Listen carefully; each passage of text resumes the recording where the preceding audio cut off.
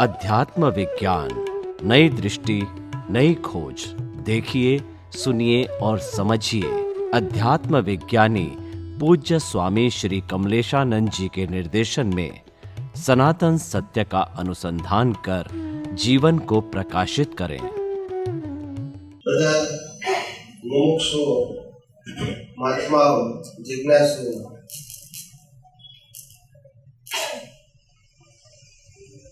જે અહીંયા સત્સંગ માટે આવ્યા છે, એ બધાનો આશય શું છે કે અમારા જીવનમાં શાંતિ આવે, અમારા જીવનમાં સુખ મળે, અમારા જીવનના રહેલા પ્રશ્નોનું સમાધાન મળે.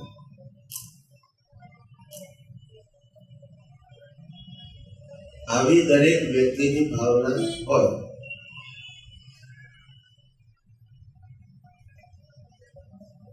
પણ સમાધાન,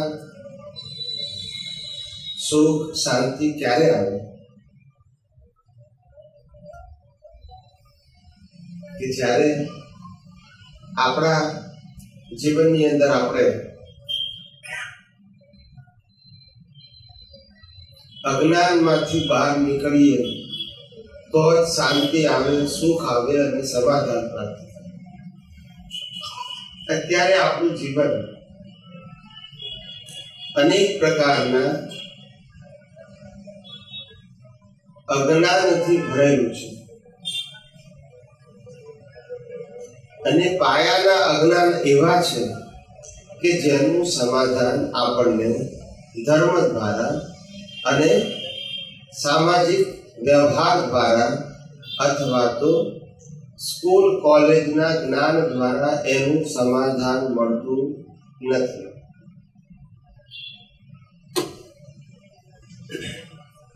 અજ્ઞાન ક્યારે દૂર થાય કે આ જગતનું સનાતન સત્ય સમજીએ તો. અને સનાતન સત્ય એ બધા માટે સરખું હોય, જુદું જુદું હોય ને આપણે બધા ધાર્મિક સત્ય સમજીએ છીએ. એ બધાનું કેવું છે? જુદું જુદું. એનાથી સમાધાન થાય?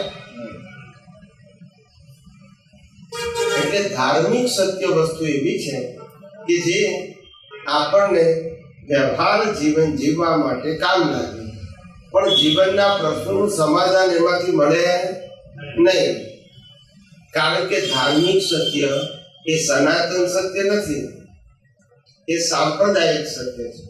અને એક સંપ્રદાયનું સત્ય એ બીજા સંપ્રદાયને એને લેવા દેવા હોય નહીં. એટલે કે કાયમી સત્ય કહેવાય અથવા તો સનાતન સત્ય કહેવાય. એ યુનિવર્સલ સત્ય કહેવાય ના, આપણી પોતાની માન્યતા છે. સમજાય છે? પણ જ્યારે આ જગતનું સનાતન સત્ય સમજો ત્યારે તમને ખબર પડે કે આપણે આપણું જે જીવન છે એ કેવી અજ્ઞાન માન્યતાના આધાર ઉપર જીવી રહ્યા છે. અને એ અજ્ઞાન માન્યતા એ આપણા જીવન માટે બોજો કરનારી છે. સમજાય છે? એટલે આ જીવનનું, આ જગતનું જો સનાતન સત્ય સમજીએ તો આપણા બધા પ્રશ્નનો કાયમી ઉકેલ આવે. એમાં મેં ગઈકાલે સમજાવવાની શરૂઆત કરી હતી કે પહેલી વસ્તુ એ કે આ શરીરને મશીન માનતા શીખો. શું માનવાનું? કારણ કે મશીન જ છે. જેમ ગાડીના સ્પેર પાર્ટ બદલી શકાય એમ આના સ્પેર પાર્ટ બદલી શકાય છે. હા કે ના? તો એ મશીન તો આ મશીન નહીં. બોલતા નથી. એની ગાડી બગડી જાય તો એને રિપેરિંગ કરાવવી પડે, આ મશીન બગડી જાય તો આની રિપેરિંગ કરાવવું પડે. કરાવવું પડે કે નહીં? પેલું ગાડી ગરમ થઈ જાય તો બંધ કરી દેવી પડે, ઠંડી પાડવી પડે. આ મશીન ગરમ થઈ જાય તો શિશુ માણસ કે હમણાં કશું બોલશો નહીં, મારું મગજ તપેલું છે. શું કરીશ, શું બોલીશ એ કશું કહેવાશે માટે પછી એને ટાળું પાડવું પડે. શું પાડવું પડે? જે પેલું ટાળું પાડવું પડે માને પાડવું પડે. બહારના મશીનો તો આપણે બનાવ્યા છે, મનુષ્ય બનાવ્યા છે, અને આ મશીન કુદરતે બનાવ્યું છે. બહારના મશીનમાં આત્મા નથી, આ મશીનમાં આત્મા છે. સમજાય છે? બહારના મશીનો પેટ્રોલ થી ચાલે છે, ડીઝલ થી ચાલે છે, સીએનજી થી ચાલે છે. આ મશીન ચાલે છે હવા, પાણી, ખોરાકથી.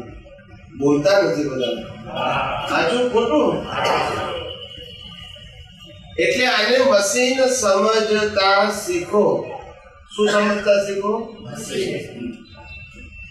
અને હું મશીનથી મુક્ત એવો ચેતન એવો શુદ્ધ આત્મા છું. હું મશીન પણ આ મશીન છે.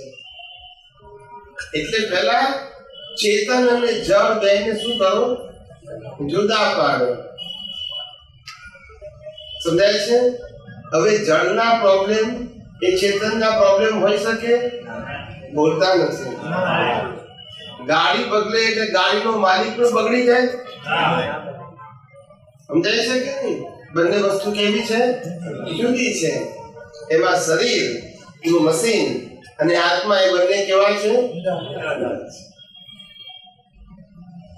આ મશીન આત્માની હાજરીથી અને કુદરતના હવા, પાણી, ખોરાકથી આ મશીન જીવતું છે.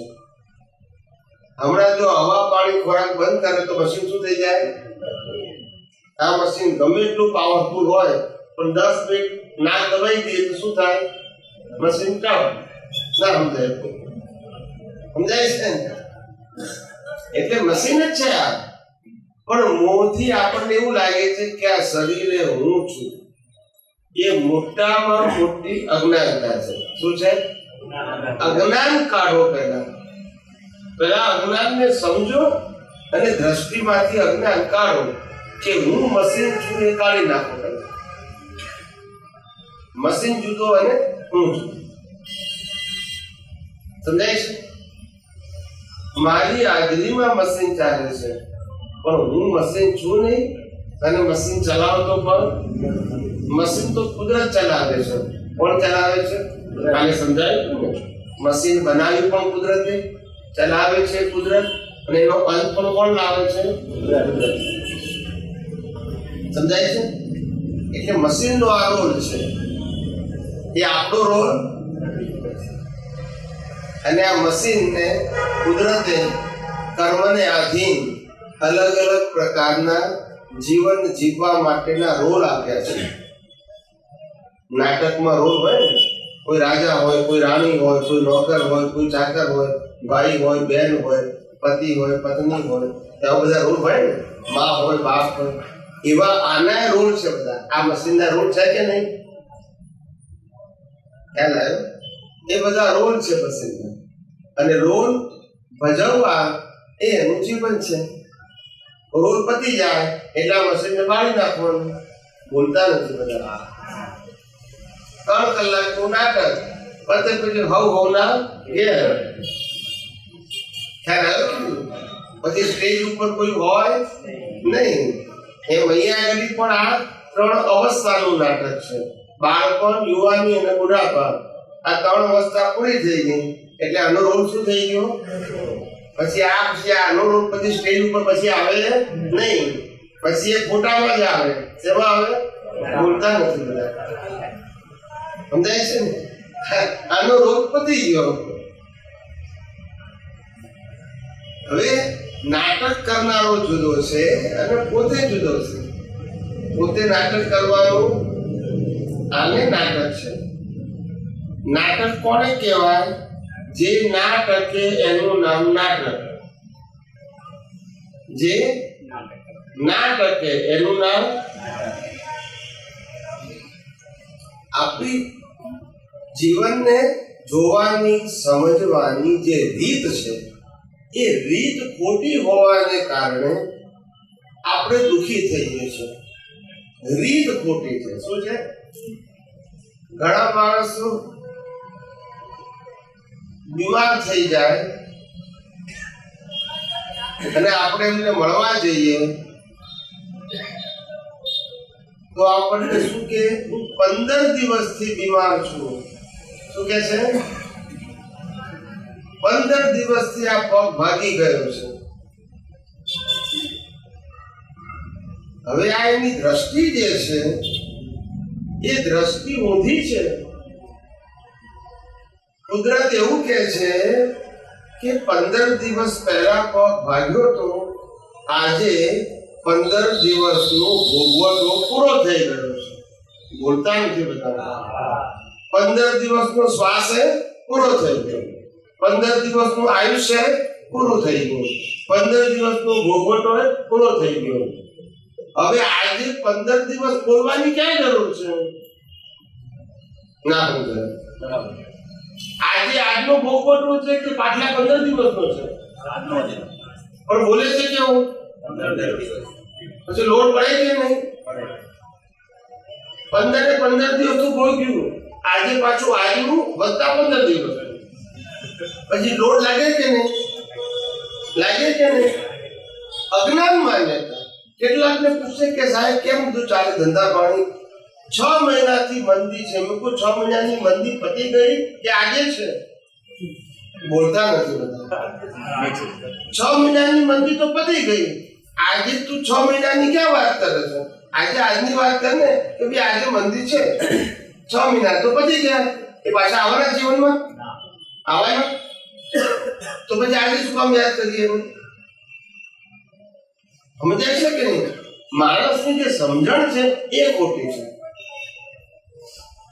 સંજોગો તો એના કર્મને આધીન બરાબર છે, પણ એની સમજવાની જે રીત છે એ રીત ખોટી હોવાથી નાનું દુઃખ મોટું લાગે છે. શું લાગે છે? સમજાય છે? એટલે ઘણા માણસો વ્યવહાર જીવનમાં એકબીજાની પ્રકૃતિ હોય એ પ્રકૃતિને પચાવી ના શકે. શું ના થઈ શકે? કારણ કે હસબન્ડ વાઈફ બેની પ્રકૃતિ ઉલટી હોય. કેવી હોય? એક સૂર્યવંશી હોય તો એક ચંદ્રવંશી હોય. એમાં શું થાય? ખ્યાલ આવે? એક ગરમ લાઈ જેવી ને ઠંડી બોર જેવી હોય કે નહીં? એક ઉતાવળી આવે ને કે ધીમે ધીમે થશે કે હું ઉતાવળ. દરેકની પ્રકૃતિ કેવી છે? એટલે ઘણા લોકોને વ્યવહારમાં પૂછે ને કે ભી પતિ પત્ની કોને કહેવાય, તો કે આ લગ્ન કરીને 7 ફેરા ફરીએ એટલે પતિ પત્નીનું ટાઇટલ મળે. મેં 7 ફેરા ફરવાથી પતિ પત્ની થવાતું નથી. 7 ફેરા ફરવાથી પતિ પત્નીનું ખાલી ટાઇટલ મળે છે.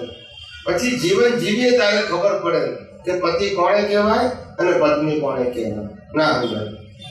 7 ફેરા ફરવાથી ખબર પડે તો પછી એટલે જીવનને પતિ પત્ની કહેવાય છે, લગ્નની પ્રક્રિયાને નહીં. એ તો શરૂઆત છે. શું છે? શરૂઆત. સમજાય છે ને કે આજથી તમને ટાઇટલ મળ્યું. શું મળ્યું?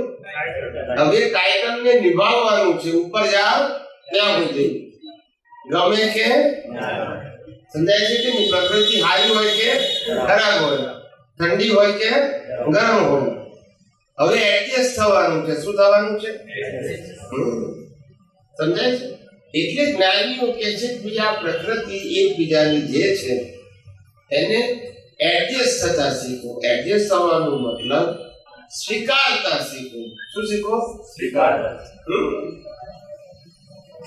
સમજાય છે? એક સાઉથ ઇન્ડિયાના સંત તુકારામ, નામ સાંભળ્યું હશે બધા. એ સંત તુકારામ બહુ પવિત્ર માણસ, ધાર્મિક માણસ, સદાચારી માણસ, બહુ ભણેલા ગણેલા નહીં પણ ધાર્મિક, સંસ્કારી, ભગવાનના ભજન ગાય બધા, નરસિંહ મહેતાની જેમ. પછી એને વાઈફે કીધું ભાઈ હવે કશું કામકાજ કરતા નથી કે કામકાજ કરો તો આ ઘેર રોટલા ભેગા થઈએ. જાઓ કે કામ કરવા જાઓ કે છે. કોઈ ભણેલા તો હતા નહીં, બીજી કઈ આવડત નહીં, અરે શું. એટલે એક શેઠને વાત કરી કે મને કઈ કામ આપો કે છે. તો શેઠ કે જાઓ કે છે, આપણું ખેતર છે, એ ખેતરની અંદર શેરડી ઉગી છે. શું ઉગી છે? હા, અહીંયા સુરતમાં ભાષા ઊંધી છે. આપણે કહીએ તમે શું ખાઓ છો, તો કે ચોખા ખાઈએ છીએ. અને શું આવ્યું છે, તો કે ભાત વાવ્યું છે. અમારા અમદાવાદમાં શું કે ચોખા લાયા અને શું ખાવ છો, તો કે ભાત થઈ જાય. અહીંયા ભાત વાવ્યો છે ને ચોખા ખાય છે. સાચું થોડું બોલો. એટલે સુરતી ભાષા થોડી થોડી ખબર પડે છે. એ સંત તુકારામને કામ હતું. પછી સંત તુકારામ કહે છે મારે ત્યાં ખેતરમાં જઈને કરવાનું શું, તો કે આ પશુ પક્ષીઓ ખાય ને એ તારે ઉડાડી દેવાનું. શું કરવાનું? પછી એને પેલી ગોફણ આપી. ગોફણ ખબર છે ને? ગોફણ આપી એટલે તો પછી ખેતરમાં ગયા. વચ્ચે પેલો માછડો બાંધ્યો તો એના ઉપર બેસી ગયા અને પેલી ગોફણ શું કરે? ફેરવ્યા કરે. એટલે કોઈ પશુ પક્ષી બેસે નહીં અને ભગવાનના ભજન ગાયા કરે. બીજું કોઈ તો કામ હતું નહીં. પછી એનું કામ પતી ગયું એટલે શેઠે પછી એને બક્ષિસ રૂપે શેરડીનો ભારો આપ્યો. શું આપ્યો? બાંધીને કે ભાઈ આ ભારો લઈ જાય અને બજારમાં જઈને વેચીને પૈસા આવે એનાથી સીધું સામાન લાવી દે. એટલે એને શેરડીનો ભારો આપી દીધો. એ શેરડીનો ભારો લઈ એ તો નીકળ્યા ઘર તરફ. પણ સંત તુકારામ તો સંત છે, પણ દુઃખ ભંજન કેવા. હા, એ રસ્તામાં જેટલા જેટલા મળ્યા એ બધાએ સંત તુકારામને કીધું અમને એક સાટો આપો કે શું. એ બધા એમને તો વેચવા માંડ્યો. એ તો સંત હોય છે, બધાને આપતા આપતા જાય છે. શેરીમાં 5-6 વધ્યા હોય છે. શેરીમાં પહોંચ્યા ત્યારે એમના ઘર પાસે ત્યાં છોકરાઓ માટે એ લોકોને આપે. છેલ્લી એક સાટો વધ્યો. કેટલા વધ્યા? એટલે એક સાટો હતો તે એની વાઈફને આપ્યો. એટલે એની વાઈફ થઈ ગુસ્સે. શું થયું? ધ્યાન આવ્યું ને? ઘરના છોકરા ઘંટી ચાલે ઉપા જાય ને આટો ના સમજાય. સમજાયું કે નહીં? ઘરમાં ખાવા નથી, તમે લોકો લાડનું કરો છો કે જેવો સાઠો આપ્યો એટલે એની વાઈફ ગુસ્સે થઈ ગઈ. તે સાઠો જોરથી બૈડામાં માર્યો. શું માર્યો? એટલે સાઠા એકના થઈ ગયા, 2 થઈ ગયા. એટલે સંત તુકારામ બોલ્યા મને તો ખબર જ હતી કે મારી વાઈફ કોઈ દિવસ એકલી ખાય ના. સમજાય ના? સમજાયું? આનું નામ એડજસ્ટમેન્ટ કહેવાય. શું કહેવાય? સમજાય છે કે નહીં? ગુસ્સે ના થાય, એડજસ્ટ થઈ જાય. સમજાય છે કે નહીં? એટલે જીવન એડજસ્ટમેન્ટ માટે છે. શેના માટે છે? એવી રીતે આપણા મહાન સંતોમાંના એક સંત તુલસીદાસ છે.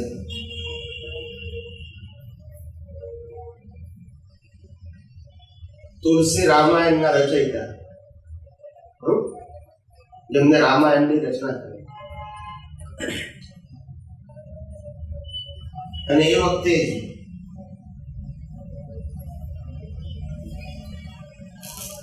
તુલસીદાસની સાથે બીજા કયા સંત હતા? બોલો, ખબર છે કોઈને? સમકાલીન સંત કયા હતા? કબીર. થોડું થોડું ખબર છે બધાને. તો તુલસીદાસજી બ્રાહ્મણ અને કબીર મુસલમાન. પણ કબીરજી ચોખ્ખા હતા કે એની ખ્યાતિ બહુ હતી. શું હતી? જે માણસો પ્યોર હોય એની ખ્યાતિ હોય. શું છે? અને જે માણસો નામાંકિત હોય સમાજમાં એ બધાની પ્રખ્યાતિ હોય. શું છે? ખ્યાતિ. એટલે જે જે લોકો અનુભવ પામે એકબીજાને કે એને ખ્યાતિ કહેવાય. ને પ્રખ્યાતિ એટલે માર્કેટિંગ. શું કહેવાય? હા, બધું બોર્ડ લગાવવા પડે એને પ્રખ્યાતિ કહેવાય. અને વગર બોળે બધા ઓળખે એને ખ્યાતિ કહેવાય. શું કહેવાય? એ કબીરજીની તો બહુ ખ્યાતિ, સુવાસ બહુ. જાતે મહેનત કરી અને ઘર ચલાવતા હતા અને લોકોને જ્ઞાનનો ઉપદેશ આપતા હતા. સમજાય છે? લોકોના પૈસાથી ઘર ચલાવતા નતા. સમજાય છે? એવા તુલસીદાસજી પણ સીધા સાદા સરળ સંત, ગંગા નદી કિનારે રહે. કયો ઘાટ ખબર છે? નથી ખબર? તુલસીદાસજી કયા ઘાટ ઉપર રહેતા હતા? રામાયણની ચોપાઈમાં આવે છે. હે? ચિત્રકૂટ.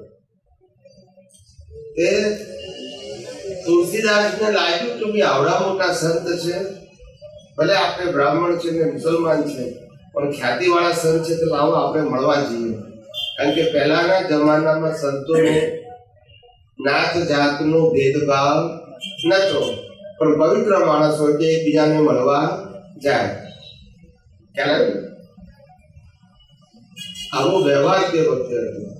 એકબીજા ખુલ્લા હૃદયના હતા. કેવા હતા? પહેલા જમાનામાં તો એડ્રેસ જેવું લાંબુ હોય નહીં, રોડ ઉપર પણ કે બોર્ડ લગાયા ના હોય, એટલે પૂછતા જવાનું હોય. આશરે ખબર હોય કે આ એરિયામાં રહે છે, આ બાજુ, એટલે પૂછતા જવાનું. તો વાહનો હતા નહીં, ચાલતા જવાનું હોય. તુલસીદાસજી તો ઘેરથી ભાથું બાંધી અને ઝાડવા મળ્યા. ચાલતા પૂછતા ગયા કે ભાઈ કબીરજી ક્યાં રહે છે? પૂછતા ગયા. તેમની શેરીના નાકે સુધી આવ્યા. ક્યાં સુધી આવ્યા? હવે કબીરજી ક્યાં રહેતા હતા ખબર છે? હા, કસાઈ વાળું, જેને આપણે ખાટકી વાળું કહેવાય. શું કહેવાય? ખાટકી વાળું. જ્યાં બધા મીટ કાપવામાં આવતું હોય ને વેચવામાં આવતું હોય, એવા ખાટકી વાળમાં રહેતા હતા. હવે આ તો બ્રાહ્મણ, અને ખાટકી વાળમાંથી બહાર જઈને પેલી બાજુ જાય ત્યારે ત્યાં કબીર રહેતા હતા. અને રસ્તો તે જ, હવે કરવું શું? અને આ તો બ્રાહ્મણ, એને તો જોવાય નહીં. આ લટકેલું કાપેલું જોઈ શકે નહીં. સમજાય છે? પણ હવે કબીરજીને મળવા આવ્યા હતા એટલે શું કરે? એટલે એ તો ખાટકી વાળમાં મને કમને પ્રવેશ લે. આમ જુએ ને આમ થૂકે, આમ જુએ ને આમ થૂકે, થૂકીને દમ નીકળી ગયો. બ્રાહ્મણ એટલે શું થાય છે? અને પછી ખાટકી વાળ પસાર થઈ ગયા પછી અંદર ગયા ચોકમાં. ત્યારે કોઈને પૂછ્યું કે કબીરનું ઘર ક્યાં છે? તો ક્યાં આવ્યું? સાદા સીધા ઘરમાં રહેતા હતા. એ વૈભવશાળી ઘર નતું. કબીરજી ઘેર ગયા એટલે કબીરજી એમને ચટણી પાથરવાની આપી અને બેસાડ્યા. પછી પૂછ્યું કે તમે કોણ છો? પેલા જમાનામાં ફૂટા હતા નહીં, કેવી તો ઓળખે? ચાકુ બાપુ નહીં, ટીવી નહીં, તો કેમનું ઓળખે? નામ આપ્યું પણ ઓળખે કેમ ના? ફોટો બતાવે તો કે આનું ક્યાં વ્યક્તિ છે. એટલે પછી કીધું હું તુલસીદાસજી છું, એટલે એમનું બહુમાન કર્યું. તુલસીદાસજીને કીધું પાણી પીવું છે? પણ તુલસીદાસજી તો પીએ નહીં ને, બામણ ને આ મુસલમાન, કેટલો મેળ પડે? મિયા મહાદેવને જો ખાય નહીં. પ્રમાણ હતું એકબીજાનો. એટલે તુલસીદાસ ને કબીરજી બે બેઠા. પછી વાતો કરતા તુલસીદાસજીને લાગ્યું કે હું આ કબીરજીને સલાહ આપું. શું આપું? સારા માણસ છે, સારી સલાહ આપું. એટલે પછી તુલસીદાસજીએ કબીરજીને સલાહ આપી કે કબીરજી તમે આવડા મોટા સંત છો અને ખાટકી વાળમાં ક્યાં રહો છો? કોઈ સારા લતામાં રહો. સમજાય છે? આવડા મોટા સંત છો તો કે સારા લતામાં રહો તો સારું. આ ખાટકી વાળમાં ક્યાં રહો છો? એ કબીરજી તો બિચારા હાજર જવાબી હતા. કેવા હતા? હાજર જવાબી. કબીરજી કેવા હતા? હાજર જવાબી. कबीर जी कीधु कबीर का घर बाजार में गलकटियों के पास क्या જ્યાં ગળાને કાપવામાં આવે છે कबीर का घर बाजार में गलकटियों के पास जो करेगा सो पाएगा तू क्यों भयो उदास એ જે કાપશે ને ખાશે એને ઉપાધિ છે દારૂ મોરું કેમ ઉતરી ગયું છે નહીં ખાધે ને નહીં કાપે સમજાય કે જે ખાશે ને કાપશે એને ઉપાધિ છે તને ઉપાધિ છે સમજાયું કે નહીં એટલે આવા પવિત્ર સંતો બધા જીવન જીવવું એ પણ એક કળા છે શું છે એકબીજા સાથે એડજસ્ટ કરવું એ કળા છે જીવન જીવવાની કળા અને કળા જો હસ્તગત થઈ જાય તો આખું જીવન સુંદર ચાલે એવું નહીં કે મુશ્કેલી ના આવે મુશ્કેલી તો બધા પ્રકારની આવે પણ માનસિક અથડામણ બંધ થઈ જાય શું થઈ જાય શારીરિક સંજોગો સુખ દુઃખના તો ચાલુ રહે પણ માનસિક અથડામણ ના આવે જેમ રામને વનવાસ થયો તો રામની સાથે લક્ષ્મણ બી ગયા અને સીતાજી બી ગયા બરાબર છે તો એ લોકોને મુશ્કેલી નહીં આવી હોય બોલતા નથી આવી હશે કે નહીં બધાને મુશ્કેલી આવી હશે ને પણ એકબીજાથી ઝઘડતા હતા ક્યારે ખાવા નથી પીવા નથી કપડા નથી ઘર નથી ફરિયાદ કરતા હતા રામાયણ કોઈ જગ્યાએ આવે છે ને આપણે તો ઘરમાં બધું હોય તો હોય આ નથી ને આ નથી સમજાય છે કે નહીં એ સ્વભાવ એટલે એડજસ્ટ થવું એ પ્રકૃતિનો ગુણ છે ગમે તેવા સંજોગોમાં એડજસ્ટ થતા શીખી જાય એડજસ્ટ થવું એટલે શું જે સંજોગ બન્યો એને સ્વીકાર કરી લો શું કરી લો ફરિયાદ ના કરવી શું ના કરવી સમજાય છે ફરિયાદ કરો એટલે પાછું આગળ ચાલે શું થાય એટલે એડજસ્ટ થઈ જવાનું શું થવાનું એટલે આવી રીતે જીવનમાં એડજસ્ટ થતા શીખો તો કામ થાય એટલે આ વિજ્ઞાન સમજાય તો તમને બધું એડજસ્ટ થવું સરળ પડે કે આ દુનિયામાં કોઈ જીવને કુદરતે શ્વાસ લેવાની પણ સ્વતંત્ર શક્તિ આપી નથી માટે શ્વાસ લેવાની સ્વતંત્ર શક્તિ ના હોય તો આ મન વચન કાયા ચલાવવાની સ્વતંત્ર શક્તિ હોય ના હોય માટે કોઈના માટે કોઈ પણ પ્રકારની ફરિયાદ કરવાની જરૂર સમજાય છે એકબીજાના કર્મના હિસાબો કુદરત પૂરા કરાવડાવે છે કોણ કરાવડાવે છે આપણને તો ખબર નથી કે કેવા કર્મ બાંધ્યા છે પણ ઉકલે ત્યારે ખબર પડે કે કેવા વીટ્યા હતા એ વગર વીટે ઉકલે ખરા સમજાય છે કે નહીં એટલે કે કર્મ જે છે એ કર્મ જ્યારે ઉકલે ત્યારે ખબર પડે કે આ વીટ્યા હતા માટે હવે ફરિયાદ કરવા જેવી હવે નવા વીટતા પેલા વિચાર કરજો પણ જે ઉકલી રહ્યા છે એની ફરિયાદ કરવી એટલે પ્રાર્થના કરવી તો એટલી પ્રાર્થના કરવી કે હે ભગવાન આ અત્યારે જે સંજોગો ઉકલી રહ્યા છે એવા સંજોગો ફેરથી જોઈતા નથી કારણ કે આ સંજોગો એ મોક્ષ માર્ગ માટે લાયક અને સહાયક નથી પણ બહાર ફરિયાદ કરવી નહીં ભાવ બદલી નાખો શું બદલવું ભાવ બદલ્યો એનો ભાવ બદલાઈ ગયો અને ભાવ બગડ્યો એનો સમજી ગયા એટલે ભાવ બદલવો પણ બહારના સંજોગો માટે ફરિયાદ કરવી નહીં આનું નામ એડજસ્ટમેન્ટ કહેવાય શું કહેવાય સમજાય છે બધાને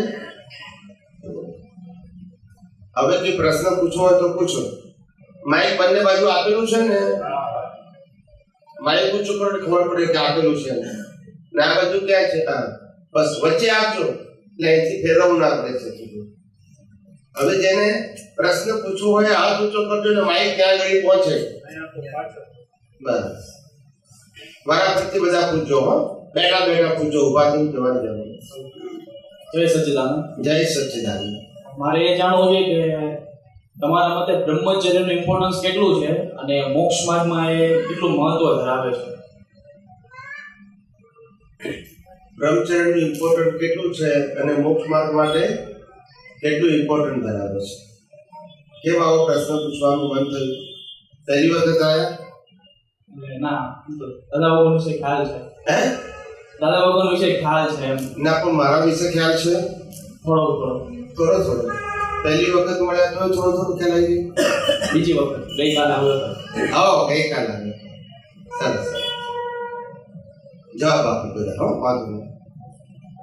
પહેલી વસ્તુ એ છે કે બ્રહ્મચર્ય પાળવું એ હિન્દુસ્તાનના લોકો માટેનું એથિક છે. શું છે?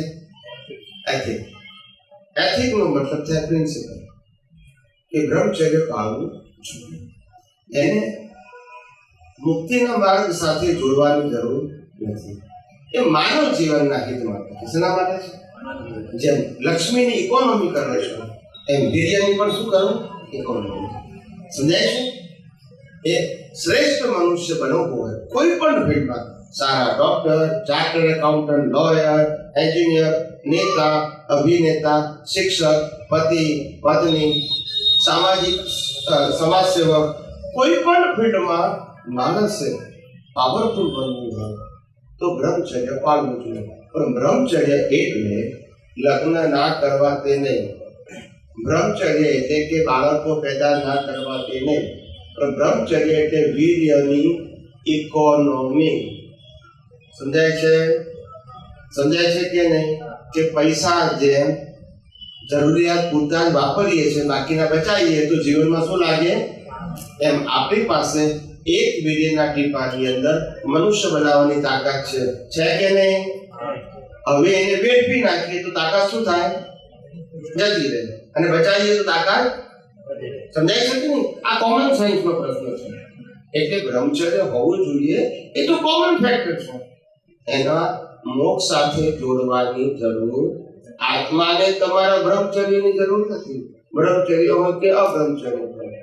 કૃષ્ણ ભગવાનને 16 જાગાડ્યો હતો તો એ નૈષ્ઠિક બ્રહ્મચારી કહેવાય. હા કે ના બોલો? જાય છે કે નહીં? અને જેટલા તીર્થંકરો થયા, રામ અને કૃષ્ણ થયા, દાદા ભગવાન થઈ ગયા, શ્રીમદ રાજચંદ્ર થઈ ગયા, આ બધા સમર્થ પુરુષો હતા કે નહીં? બધા પહેણેલા હતા કે નહીં? છોકરા હતા કે નહીં? એની ઓકે. એટલે બ્રહ્મચર્ય એટલે શું? હવે હું તમને આ કાળની વ્યાખ્યા આપું છું. કયા કાળની? બ્રહ્મચર્ય એટલે આ કળિયુગની અંદર. સતયુગનું બ્રહ્મચર્ય જુદું કહેવાય, કળિયુગ જુદું કહેવાય. આ કળિયુગની અંદર બ્રહ્મચર્ય એટલે કે લગ્ન ના કરવું કે બાળકની ઉત્પત્તિ ના કરવી તે નહીં. પણ બ્રહ્મચર્ય એટલે વીર્યની ઇકોનોમી અને જીવ માત્ર માટે જરૂરી છે. એ ધાર્મિક હોય કે ના હોય, કે સામાજિક હોય કે આધ્યાત્મિક હોય, પણ બધા માટે. કારણ કે શું છે? તાકાત. તાકાત બધાને જોઈએ કે નહીં? કોઈ પણ કામ માટે બોલો ને. બસ.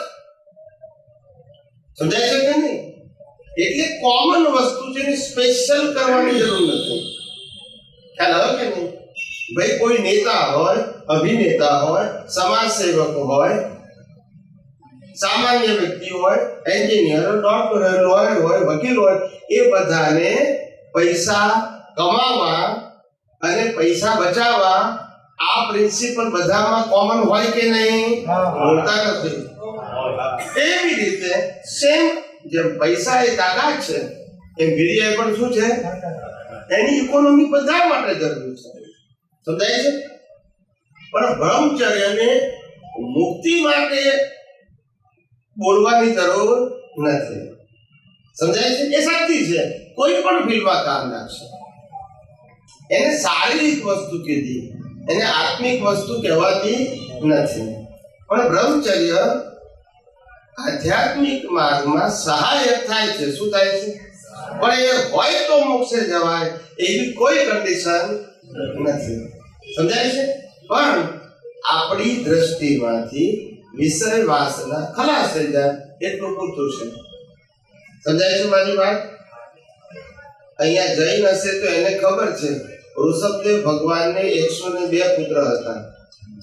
સમજાય છે? અને એ અવતારે મોક્ષે ગયા.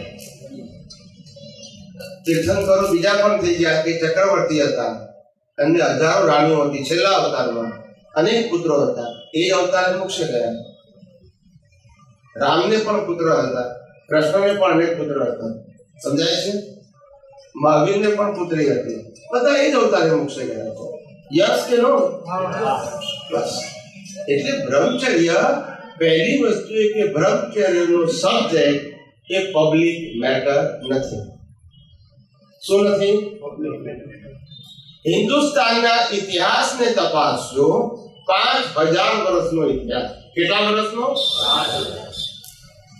રામે થઈ ગયા, કૃષ્ણે થઈ ગયા, મહાવીરે થઈ ગયા, અનેક મહાન પુરુષો થઈ ગયા. હું 5000 વર્ષની વાત કરું છું.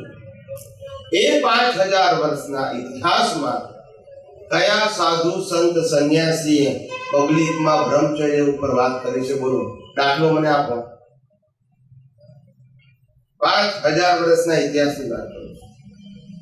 અનેક મહાન પુરુષો થઈ ગયા કે નહીં? કોને બ્રહ્મચર્ય ઉપર પબ્લિકમાં વાત કરી છે? બોલો, સમજાય છે કે નહીં? એટલે આ પબ્લિક મેટર નથી, પણ વ્યક્તિગત રીતે સમજવાની બાબત છે. એવી છે? સમજાય છે? પબ્લિક મેટરમાં સામાજિક વાત હોય, ધાર્મિક વાત હોય, ક્યાં તો આધ્યાત્મિક હોય. આ મેટર ના હોય. ઇતિહાસ તપાસો. અત્યારે પણ દુનિયામાં જેટલા ધર્મો છે, 25, 50, 100 જેટલા ધર્મો હોય, એ બધા ધર્મોમાંથી શું બધા ધર્મો વાળાને બ્રહ્મચર્યની વાતની ખબર નથી? તો શું પબ્લિકમાં ચર્ચા કરે છે કોઈ? તમે સાંભળ્યું કે પરાણા સાધુએ, સંતે, સંન્યાસીએ બ્રહ્મચર્ય ઉપર સત્સંગ કર્યો, પબ્લિકને ભેટ કરી? તમે સાંભળો છો કોઈ? દુનિયાના કોઈ પણ સાધુ સંત સંન્યાસીને સાંભળો છો? I am talking about all religion. વ્યક્તિગત વાત કરતા હું કોઈને સમજાવવા નથી. એટલે આ વસ્તુ જાહેર નથી, પણ હિન્દુસ્તાનમાં એનું મહત્વ હજારો વર્ષથી છે. પણ એ વ્યક્તિગત વસ્તુ હતી. શું હતી? બોલો, હવે શું પૂછું બીજું ભાઈ? આપણે કોઈ પણ મતલબમાં ભૂતગલ સાથે એકાકાર થઈ જાય, રેપાયમાન થઈ જાય, તો એની મારે પર્સનલી શક્તિ માંગવી હોય કે અંતર્યામી પરમાત્મા મને શક્તિ આપો તો હું ભૂતગલથી અલગ રહી શકું, તો એ શક્તિ હું જે માંગુ છું એ મને આજ ભવમાં રૂપકમાં આવશે કે નેક્સ્ટ બર્થમાં આવશે? આ જ ભાવમાં આવશે. આજ બર્થમાં. તો એ છૂટા રહેવાની શક્તિ આ જ ભાવમાં આવે. બીજું કોઈ બીજ નાખો એ નેક્સ્ટ ભાવમાં આવે. છૂટા રહેવું એ તમને કોઈ સ્થૂળ ફળ નથી જોઈતું. સ્થૂળ ફળ નેક્સ્ટ બર્થમાં આવે. હું આજે જ્ઞાનનો ઉપયોગ કરું તો આજે જ મને છૂટાપણાની અનુભૂતિ થાય, મુક્તતાની અનુભૂતિ આજે જ થાય. ને હું અજ્ઞાનનો ઉપયોગ કરું તો બંધનની અનુભૂતિ પણ આજે જ થાય. તો પણ એનાથી બીજ પડે, એનું ફળ આવે નેક્સ્ટ બર્થમાં. સમજાય છે? પણ બંધન અને મુક્તિની બે અનુભવી જ્ઞાન અને અજ્ઞાનની આજે જ થાય.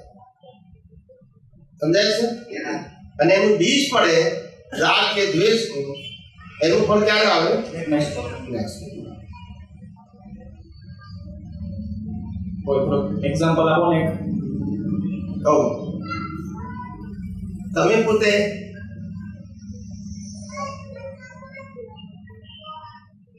ગુસ્સો કર્યો કોઈના ઉપર, બરાબર છે?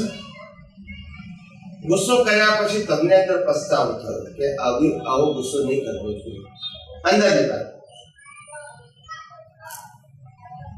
હવે તમે પશ્ચાતાપ કર્યો, અત્યારે ગુસ્સાવાળી પ્રકૃતિ તમારી ઉકલી સંજોગાથી ગયા અવતારના કર્મના ફળ ઉપર, બરાબર છે? આજે તમે અંદર શું બીજ નાખ્યું કે ગુસ્સો કરવા જેવો નથી. એ નેક્સ્ટ પરમાં પ્રકૃતિ કેવી આવશે? ગુસ્સાવાળી. રિઝલ્ટ ક્યારે આવે? નેક્સ્ટ બર્થમાં. પણ તમે દેહ અને આત્મામાં છૂટા રહ્યા તો મુક્તતાની અનુભૂતિ ક્યારે થાય? એ જ ભવમાં. કે નેક્સ્ટ પરમાં થાય? એ જ ભવમાં. હવે સમજી જાય? અને અજ્ઞાનનો અનુભવ કર્યો, અજ્ઞાનનો ઉપયોગ કર્યો, એને ગુસ્સો કર્યા પછી એને નક્કી કર્યું ના કરવા જેવો જ હતો, નહીં તો એ સુધરે નહીં. તો બળતરાનો અનુભવ પણ ક્યારે થાય? સમજી ગયા? એટલે જ્ઞાન અને અજ્ઞાનનો અનુભવ અત્યારે થાય અને બીજનું ફળ નેક્સ્ટ બર્થમાં. બોલો પછી પતી ગયું? હા, ઓકે. મને ઘણા બધા પ્રશ્નો હશે.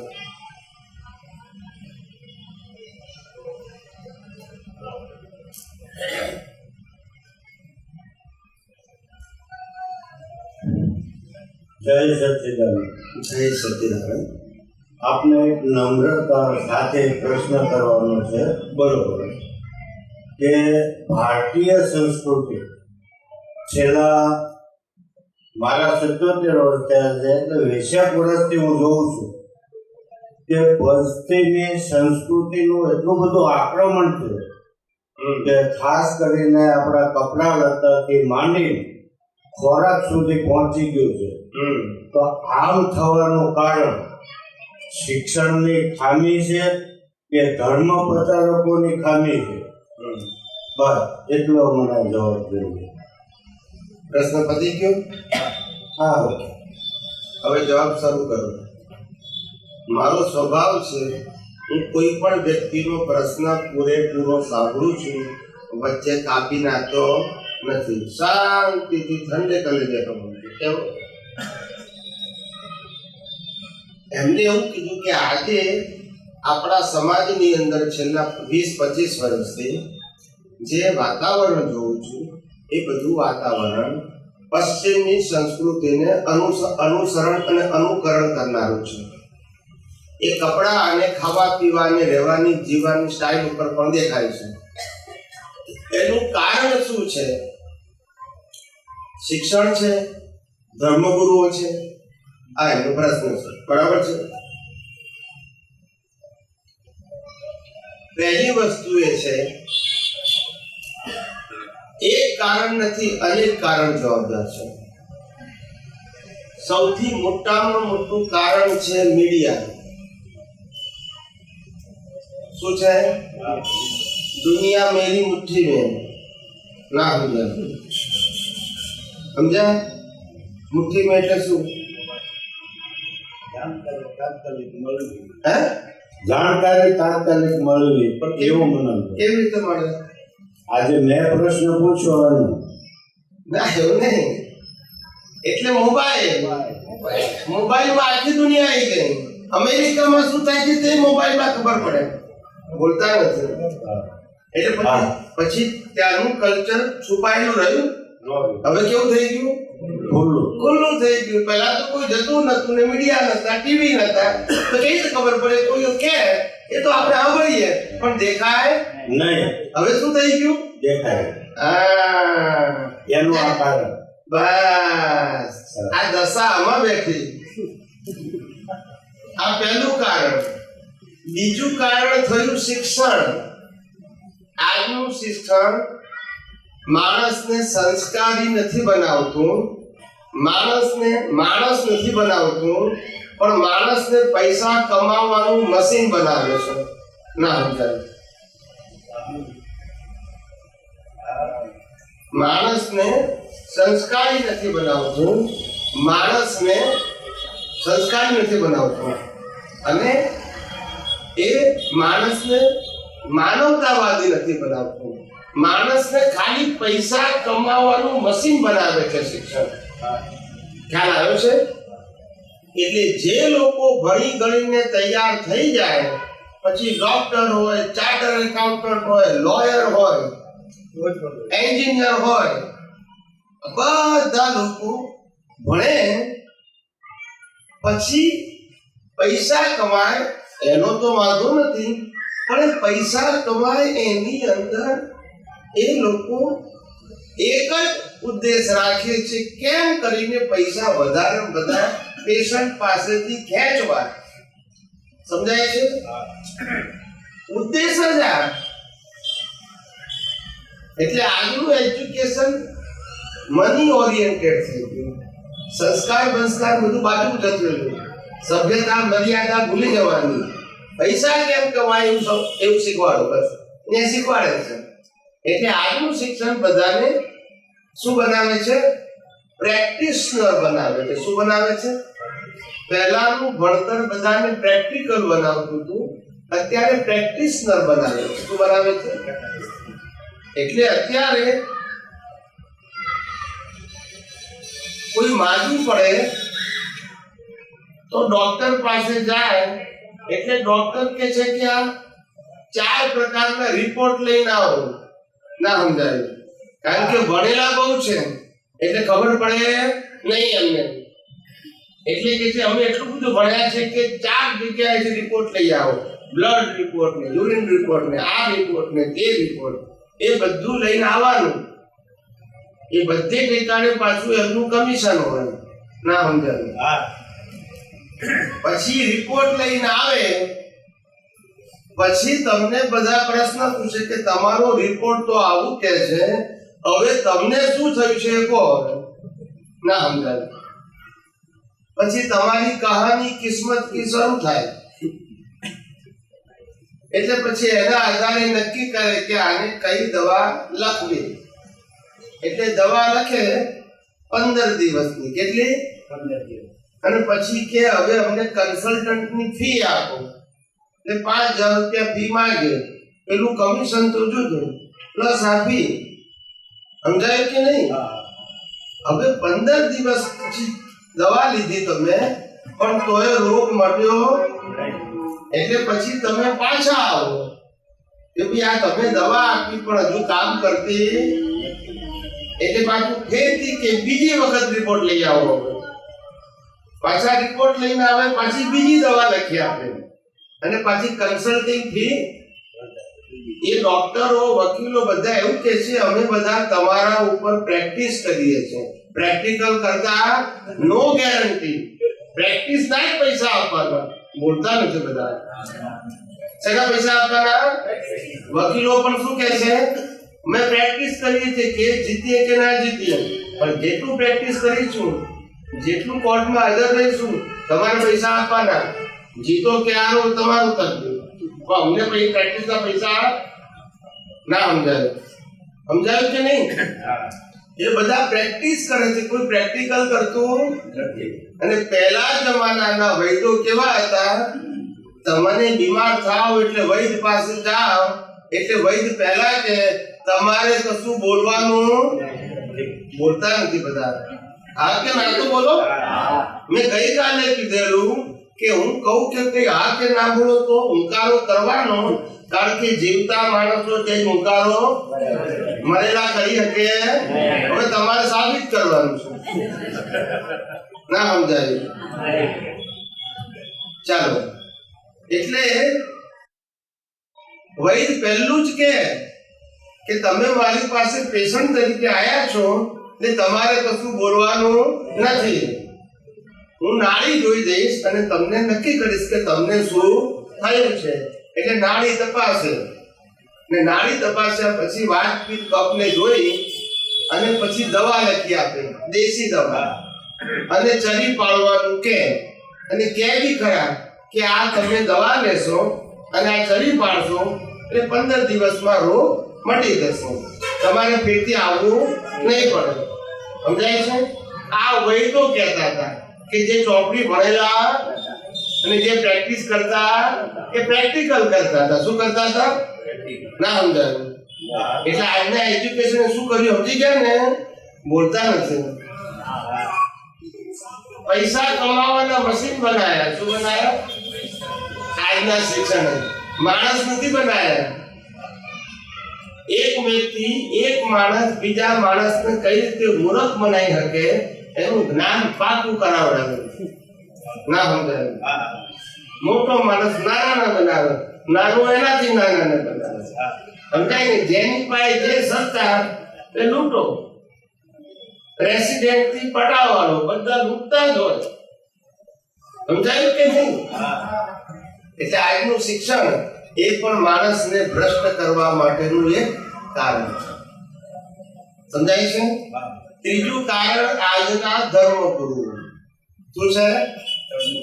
આજના ધર્મગુરુઓને નથી સાધના કરવી. શું નથી કરવી? નથી સાદગી અપનાવવી. શું નથી કરવું?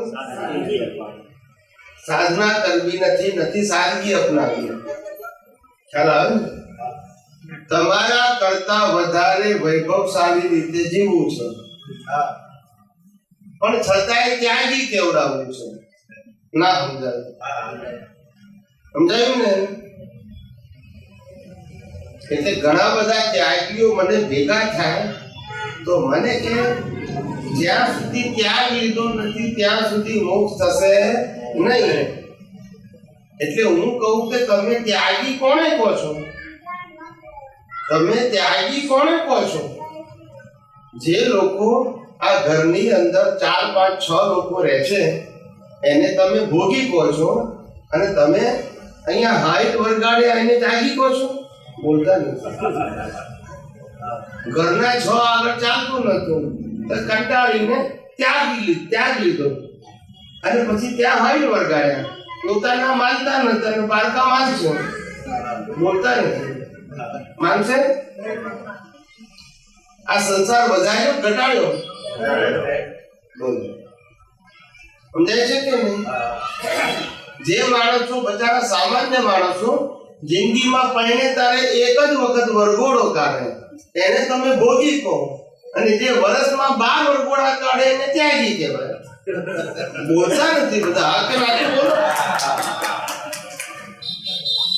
જે લોકો પોતાના જીવનમાં 40-50 વર્ષ સુધી મહેનત કરી, ઘર ચલાવી અને પૈસા ભેગા કરીને પોતાનું મકાન બનાવે છે, થોડા ઘણા ખૂટે તો લોન લે છે અને 50, 60, 65 વર્ષે લોન પૂરી કરે છે, પોતાની મહેનતથી મકાન બનાવે, તો એ ભોગી. અને લોકોના પૈસાથી સંસ્થા બનાવો તો ત્યાગી. બોલતા નથી. હવે આમાં દશા પ્રાપ્ત થાય કે બે?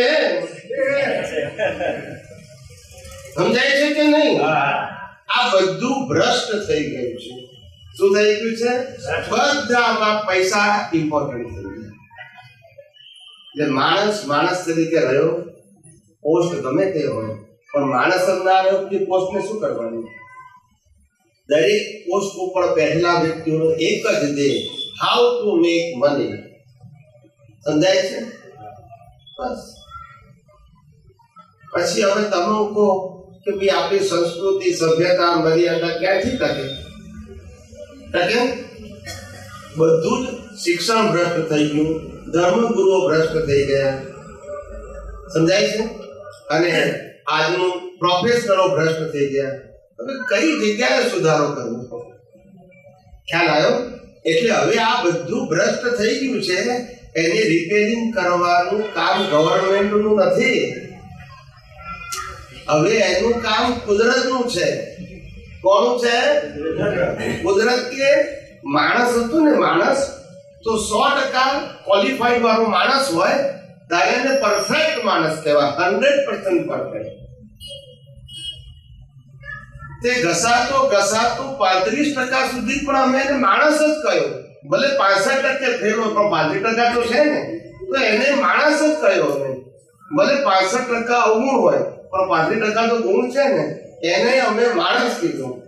પણ એ અમે ઘટતા 35 માંથી ઓછા થઈ ગયા, 30% થઈ ગયા.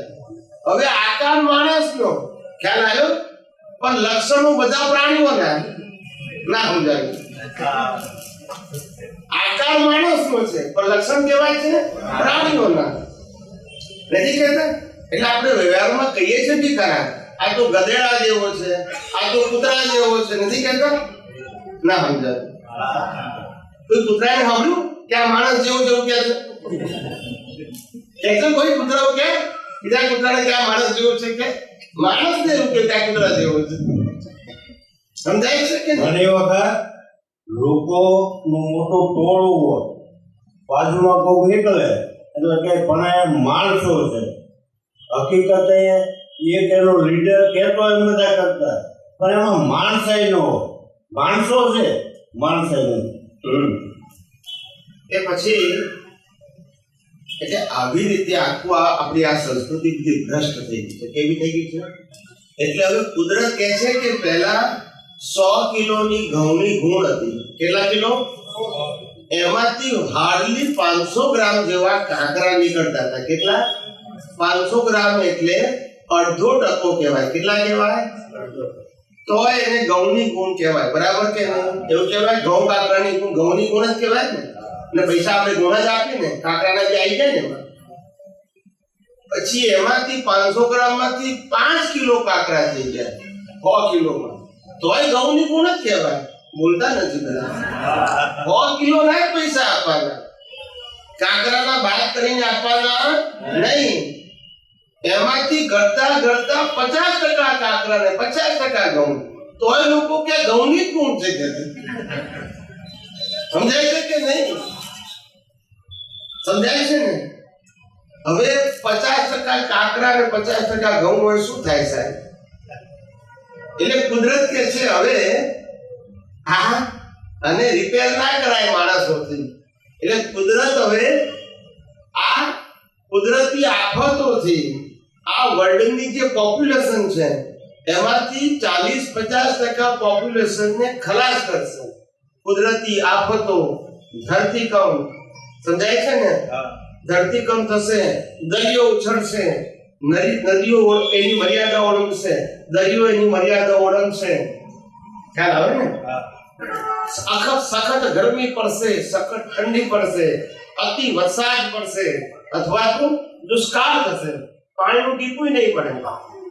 આવી કુદરતી આફતોમાંથી દુનિયાની 50% વસ્તી શોર્ટ ટાઈમમાં, મેક્સિમમ 50 વર્ષ, મિનિમમ 25 વર્ષમાં આ થવાનું છે. એ વખતે કુદરત ખાલી ઘઉં ને કાંકરા છૂટા પાડવાના ના. સમજાયું કે નહીં?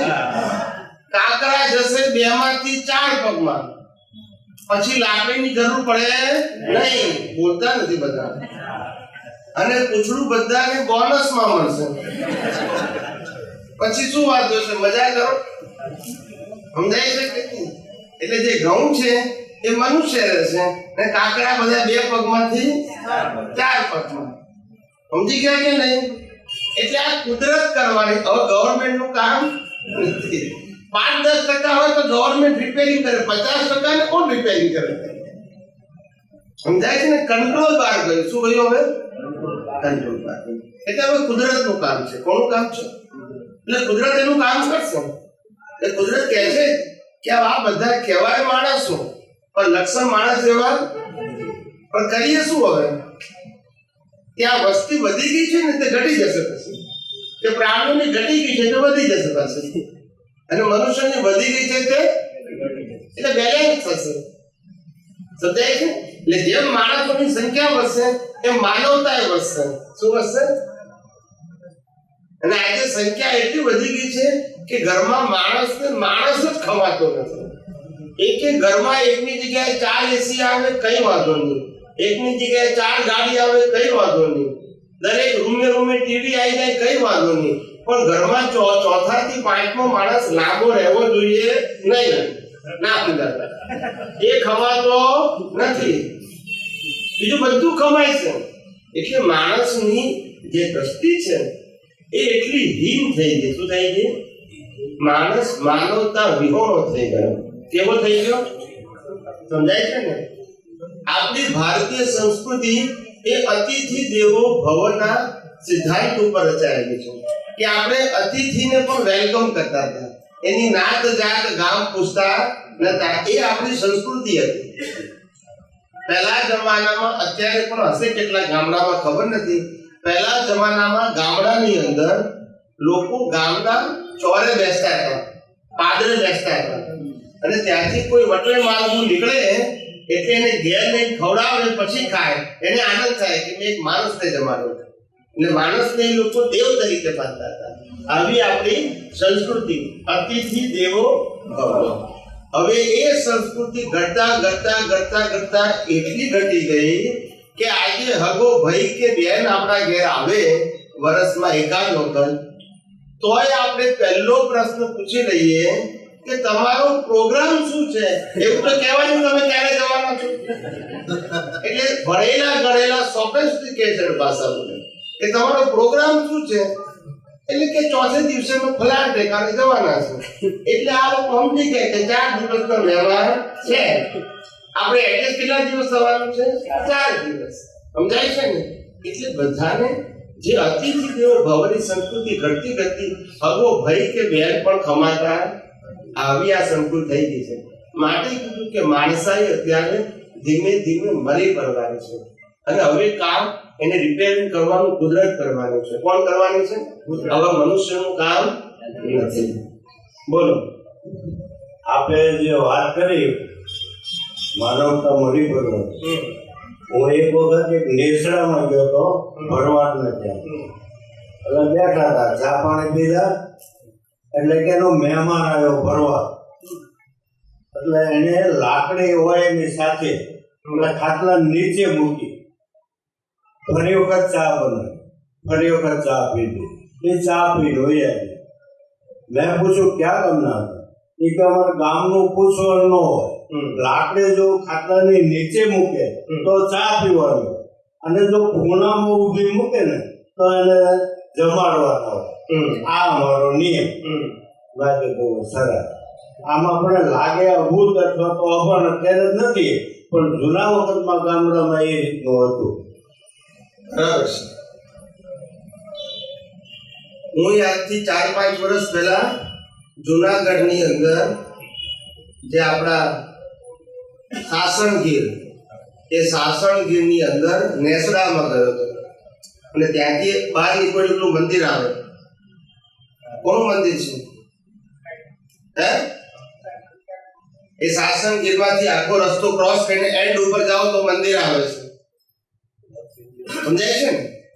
તો અમે સાસણગીર ગયા હતા, ત્યાંથી એક નેસડામાં ગયા. કોઈના ઓળખાણથી એમ જેમ તો જવાય ને, કારણ કે ખબર ના પડે. રસ્તા ઉપર મકાન નથી કોઈના, અંદર છે. મેઇન રોડથી 1.5 કિલોમીટર 1 કિલોમીટર અંદર મકાન છે, જંગલમાં. એક નેસડામાં અમે ગયા તો ત્યાંની રહેણી કરણી જોઈ, અને એક સાથે 100 વ્યક્તિઓ રહેતા હતા. કેટલી? 100 વ્યક્તિઓ. અને બધા નાના નાના ઝૂંપડા, ચારે કોર ગોળ કરતા.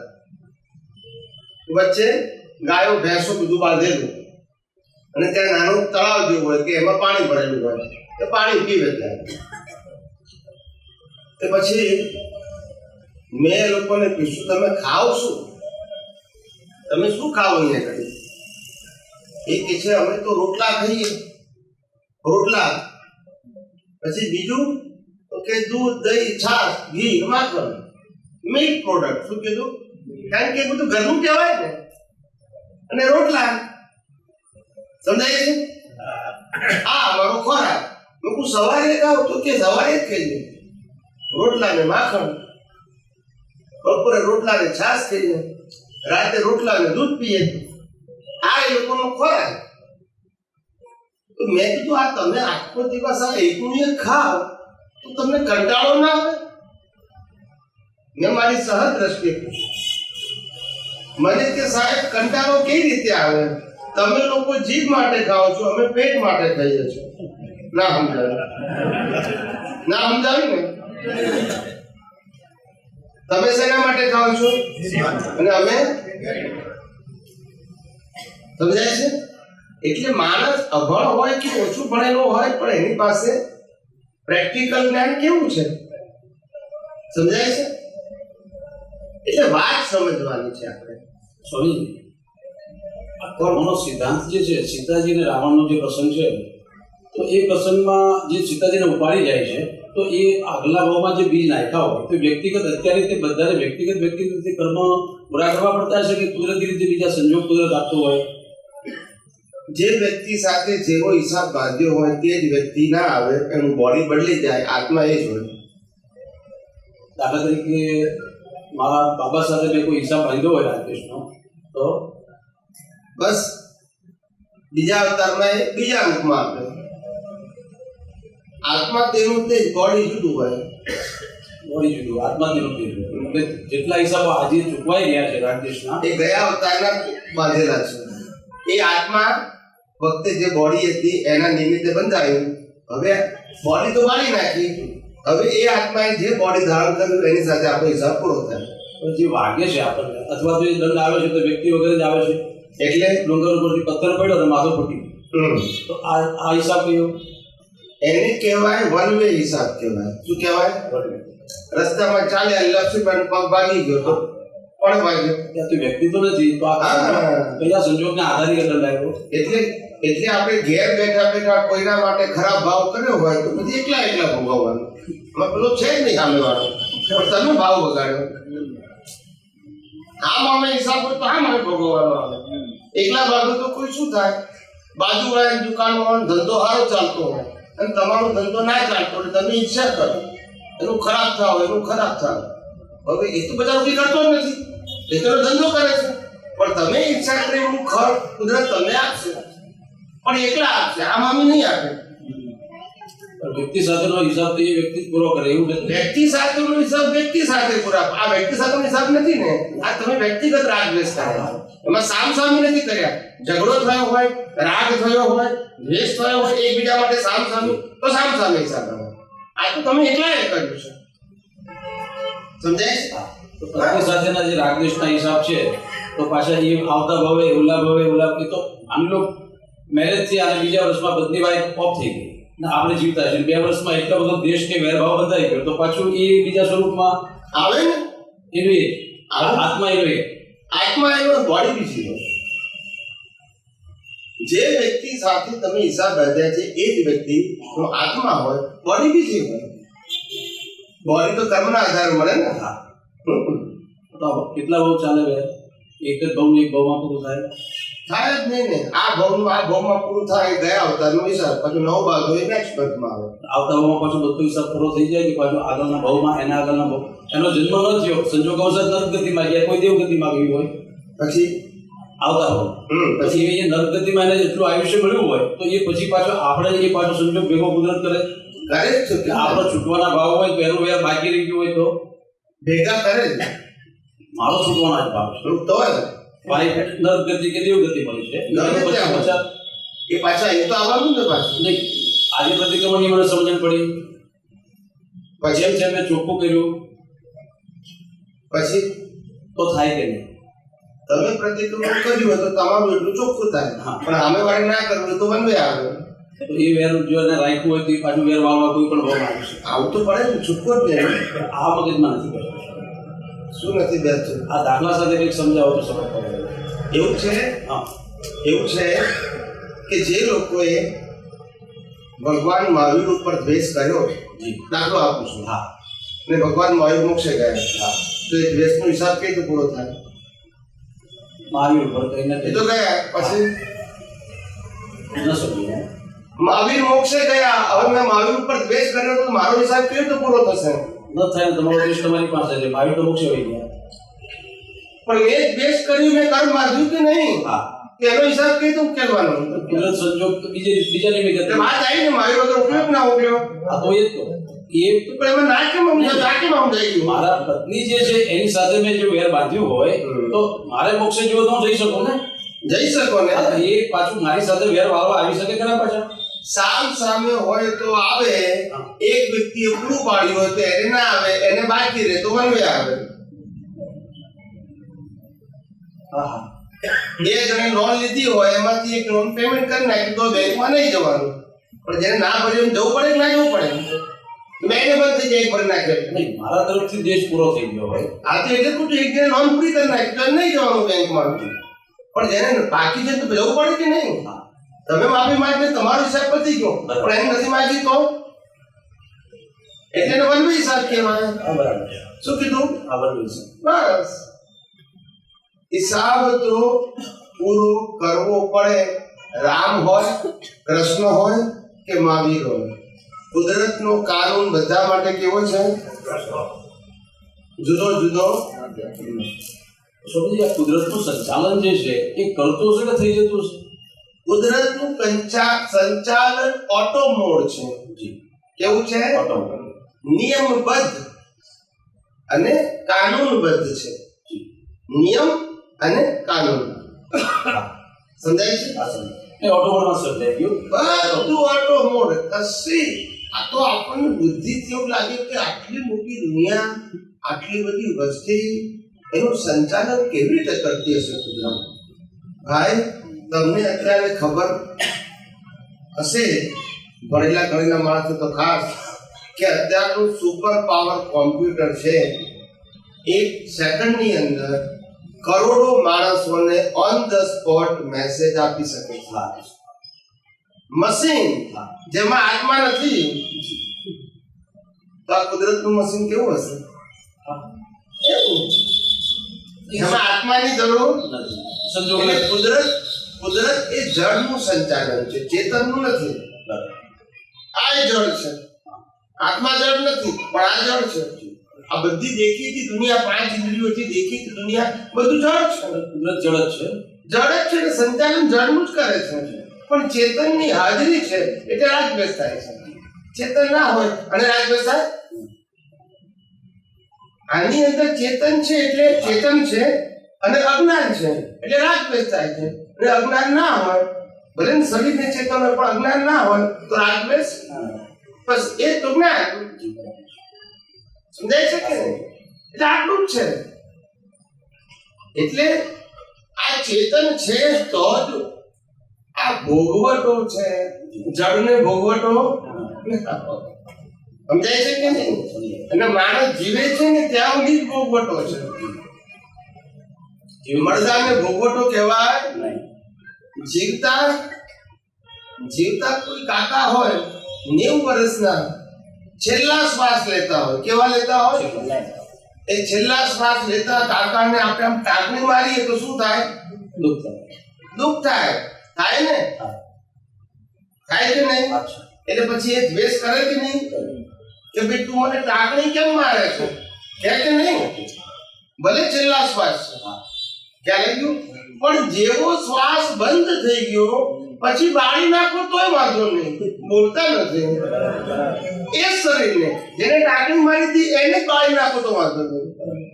કારણ કે હવે સમજી ગયા એની કિંમત કેટલી છે. પછી બાળી નાખો તો કુદરતી ગુનેગાર નાખે અને એની કોર્ટે ગુનેગાર નાખે. ના સમજાયું? અને જીવતા હોય ટાંકણી મારો તોય ઉપાધિ. સમજી ગયા? એટલે આ દુનિયા શ્વાસ ચાલે ત્યાં સુધીની છે, પછી કશું છે. સમજાય છે કે નહીં? એટલે આત્માની હાજરી છે તો જ કર્મ બંધાય અને આત્માની હાજરી છે તો જ કર્મ ભોગવાય. આત્મા વગર કર્મ બંધાય નહીં અને ભોગવાય નહીં, ભલે શરીર હોય. મળદાથી કર્મ બંધાય પણ નહીં અને ભોગવાય પણ નહીં. સમજી ગયા? એટલે આત્મા છે એ તો કિંમત છે એની. પણ આપણે બધું જ ઓળખી શકીએ, બધાની વેલ્યુ કરીએ, ખાલી આત્માની જ ના કરીએ. એટલે જ્ઞાની પુરુષે સ્પષ્ટ કીધું કે આ દુનિયાની અંદર જે ચેતન છે અને અવિનાશી છે, કેવું? એની કિંમત એક છે. એક એટલે ઝીરો ના થાય તે. અને જે વિનાશી છે, ટેમ્પરરી છે, અવસ્થા વાળું છે, એની કિંમત ઝીરો. તો આ શરીરમાં આત્માની કિંમત કેટલી? આ શરીરની કિંમત, સંબંધોની કિંમત, સત્તાની કિંમત, સાધનોની કિંમત, લક્ષ્મીની કિંમત, ડિગ્રીની કિંમત. સમજાય છે ને? આ જેટલી સંસારી વસ્તુઓ છે જે પાંચ ઇન્દ્રિયોથી ભોગવીએ છે, અનુભવીએ છે, એ બધાની કિંમત કેટલી? પણ આગળ શું છે? એકડા પછી મીંડું આવે તો શું કહેવાનું? પછી મીંડું, પછી પછી પછી પછી તો એકડા પછી મીંડા આવે તો બધા મીંડાની કિંમત થઈ કે ના થઈ? પણ કિંમત મીંડાની કે એકડાની? બોલતા નથી. પણ આપણે તો મીંડાની કરીએ છીએ. આપણે કોની કરીએ છીએ? હા કે ના તો બોલો. શરીરની કિંમત, સંબંધોની કિંમત, સત્તાની કિંમત, સાધનોની કિંમત, ડિગ્રીની કિંમત, આ જગતની બધી વસ્તુની કિંમત કરીએ છીએ આપણે. એ તો ઝીરો છે. એ પણ સંજોગો સાથે કરીએ છીએ ને રિલેટિવમાં. એટલે આ સંજોગોમાં આત્મા નથી હોતો. નહીં, સંજોગો એટલે મારે આ જીવનમાં હું આવ્યો, તમારા જીવનમાં 1 લાખ સંજોગ આવ્યા, આત્મા ખરો કે નહીં? આ કરે તો એની વેલ્યુ નહીં. એની વેલ્યુ છે તો પણ રિલેટિવ વ્યવહાર તો બધા કરવા જ પડશે. જો પાછું મેં વ્યવહાર કરવા ના પાડી, મેં વેલ્યુ કીધું કે વ્યવહાર કીધો. વેલ્યુ શબ્દ નથી, ઝીરોની નથી એ ખબર છે, એકની છે એ ખબર છે, પણ રિલેટિવની રીતે જ્યારે વ્યવહાર કરું છું ત્યારે આ જાગૃતિ રહેતી નથી નિરંતર કે આ હું જાગૃતિની વાત કરું છું, વ્યવહાર કરવાની ક્યાં બોલ્યો? મેં વેલ્યુની વાત કરી કે વ્યવહારની વાત કરી? આપણે વેલ્યુ ઝીરોની કરવી કે એકની કરવી એમ જ કહું છું. એકની જ છે એ વાતો સમજમાં અને કરીએ કોની છે આપણે? ઝીરો. તો પછી આપણે આ જીવતા છે ત્યાં સુધી આ બધી ઝીરોની વેલ્યુ કરીએ છીએ તો ભલે છે, પણ જે દિવસે એકડો નીકળી ગયો તે દિવસે ઝીરો ના ઝીરો. પછી સાથે શું આવે? મને કરવી કોની જોઈએ અને કરીએ છે કોની? એટલે હાથે શું આવે છે? આ ડાપણ છે ને આપણું, આપણ તો ન જ કહેવાય. એટલે સમજવાનું કહું છું. એટલે 0 હોય તો પણ 1 ની કિંમત કરતા શીખો એમ કહું છું. કારણ કે 0 ની વેલ્યુ પણ 1 ને કારણે છે. માટે વેલ્યુ કોની કરવી જોઈએ? ભલે 0 છે વ્યવહારમાં, પણ વેલ્યુ કોની કરો? કારણ કે 1 ના આધારે 0 ની વેલ્યુ છે. 0 ના આધારે 1 ની વેલ્યુ 0 નથી તો 1 ની વેલ્યુ તો છે કે નહીં? કારણ કે તો અવિનાશી છે. એટલે વાત સમજવાની છે. શું કરવાનું છે? સમજવાનું છે. આપણે વ્યવહાર કાઢી નાખવા માંગતા નથી, પણ બધા મન વચન કાયાના વ્યવહારમાં વેલ્યુ કોની હોવી જોઈએ? દ્રષ્ટિમાં 1 ની હોવી જોઈએ. અને વ્યવહાર ભલે 0 હાથે કરીએ, પણ વેલ્યુ કોની હોવી જોઈએ? હા, સમજાય છે કે નહીં? એટલે આ તો પેકિંગ છે. જગત શું છે? પેકિંગ. પેકિંગ ખ્યાલ આવે છે ને? એ ફર્સ્ટ ક્લાસ બોક્સ બાંધ્યું હોય, ડેકોરેટિવ બોક્સ, અને આપણે પછી ખરીદીને ઘેર લઈ જઈએ.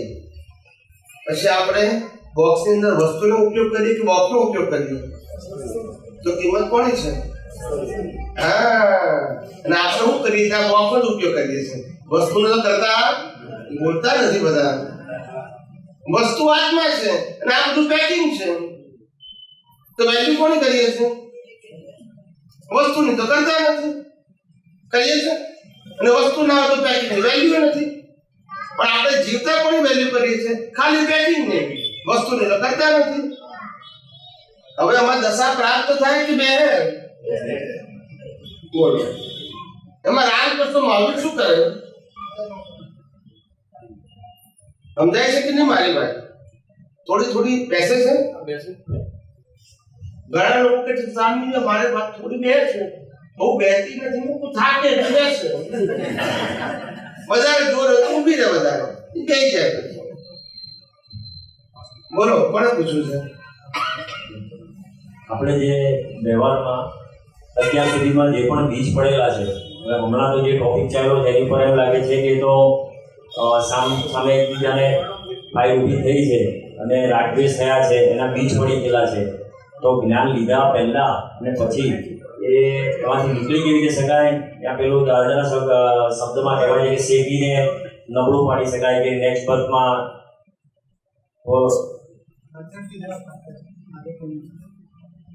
આ જે બીજ પડી ગયેલા છે એનો શેકવાનો કે એને મોડા પાડવાનો કે રસ્તો કરી આ જ્ઞાનમાં? કાલે તો સમજાય કે શું સમજાય? સ્વાહાવાળું પ્રાયશ્ચિતનું સમજાયું. આ પ્રાયશ્ચિત મેં કાલે સમજાવ્યું કે કુદરતે આપણને 2 ઓપ્શન આપ્યા છે. બરાબર. ક્યાં તો ભૂલોનું પ્રાયશ્ચિત કરો, એ એક ઓપ્શન છે. અને બીજો ઓપ્શન છે અજ્ઞાન કાઢો. અજ્ઞાન કાઢો તો મોક્ષે જશો, અને પ્રાયશ્ચિત કરશો તો ભૂલનો ભૂગોળ નહીં આવે અને અજ્ઞાન પાકું થશે. 2 ઓપ્શન છે. બરાબર. તમારે કયો સ્વીકારવો છે? બીજો. તો પછી પહેલા માટે કેમ ફેરથી પૂછ્યું? કાલે જ વાત કરી હતી કે 2 ઓપ્શન સાચા છે. એક ભૂલોનું પ્રાયશ્ચિત કરવું એ પણ સાચું છે, અને બીજું અજ્ઞાન કાઢવું એ પણ સાચું છે. એમાંથી એક ખોટું નથી, પણ અજ્ઞાન કાઢવાથી મોક્ષની નજીક જવાશે અને ભૂલોનું પ્રાયશ્ચિત કરવાથી અજ્ઞાન પાકું થશે અને ભોગવટો નહીં આવે. પણ પાકું શું થશે? અજ્ઞાન. કે જેનાથી આ જન્મ મરણના ચક્કર ચાલુ રહે છે એ અજ્ઞાન પાકું રહેશે. અને અજ્ઞાન કાઢવાથી શું થશે? તમે અપગ્રેડ થશે. 2 ઓપ્શન છે. એટલે રામકૃષ્ણ મહાવીરે આગલા અવતારોની અંદર તો જ્ઞાન તો હતું, ખ્યાલ છે ને? અને એ જ્ઞાનથી અમને ખબર પડે છે કે આ ભૂલો મેં કરી છે, પણ એને ભૂલ ભાગવા માટેના પ્રયત્ન કર્યા નહીં, પણ અજ્ઞાન કાઢવાના પ્રયત્ન કર્યા. એટલે છેલ્લા અવતારમાં અજ્ઞાન રહ્યું નહીં, પણ પેલી ભૂલ ભાગી નથી એ બધી ભોગવવી પડે. પણ એ ભૂલ નથી ભાગી, એ ભોગવવા માટે આવી, પણ અજ્ઞાન હતું એટલે રાગદ્વેષ થયા. એટલે પછી ક્યાં ગયા? વાત બેઠી કે નહીં? ક્યાં ધર ગઈ? બરાબર. આ પેલું કન્ફ્યુઝન થઈ ગયું કે ભાઈ આપણા ભાઈએ કીધું કે વાઈફ સાથે આવો, મારે એ ઓફ થઈ ગયા હોય ને મેં માફી માંગી હોય તો બી પેન્ડિંગ રહે, તો એ જરા ડેન્જર લાગ્યું. લોકોને તો હોય તો ટેન્શન લાગે, ના હોય તો ટેન્શન લાગે. એક ભાઈ હતા, તે દાદા ભગવાન પાસે આયા અને ધુસકે ને ધુસકે રડવા માંડ્યા. એટલે દાદા ભગવાન એનો બૈડો થાંભ્યો અને પછી પાણી પાયું. શું પાયું? પછી એ ભાઈને પૂછ્યું કે તમારી ઉંમર કેટલી છે? તો કે 50 વર્ષ. તો કે તકલીફ શું છે તમારે? કોઈ શારીરિક તકલીફ છે? તો કે છે ના. કોઈ આર્થિક તકલીફ છે?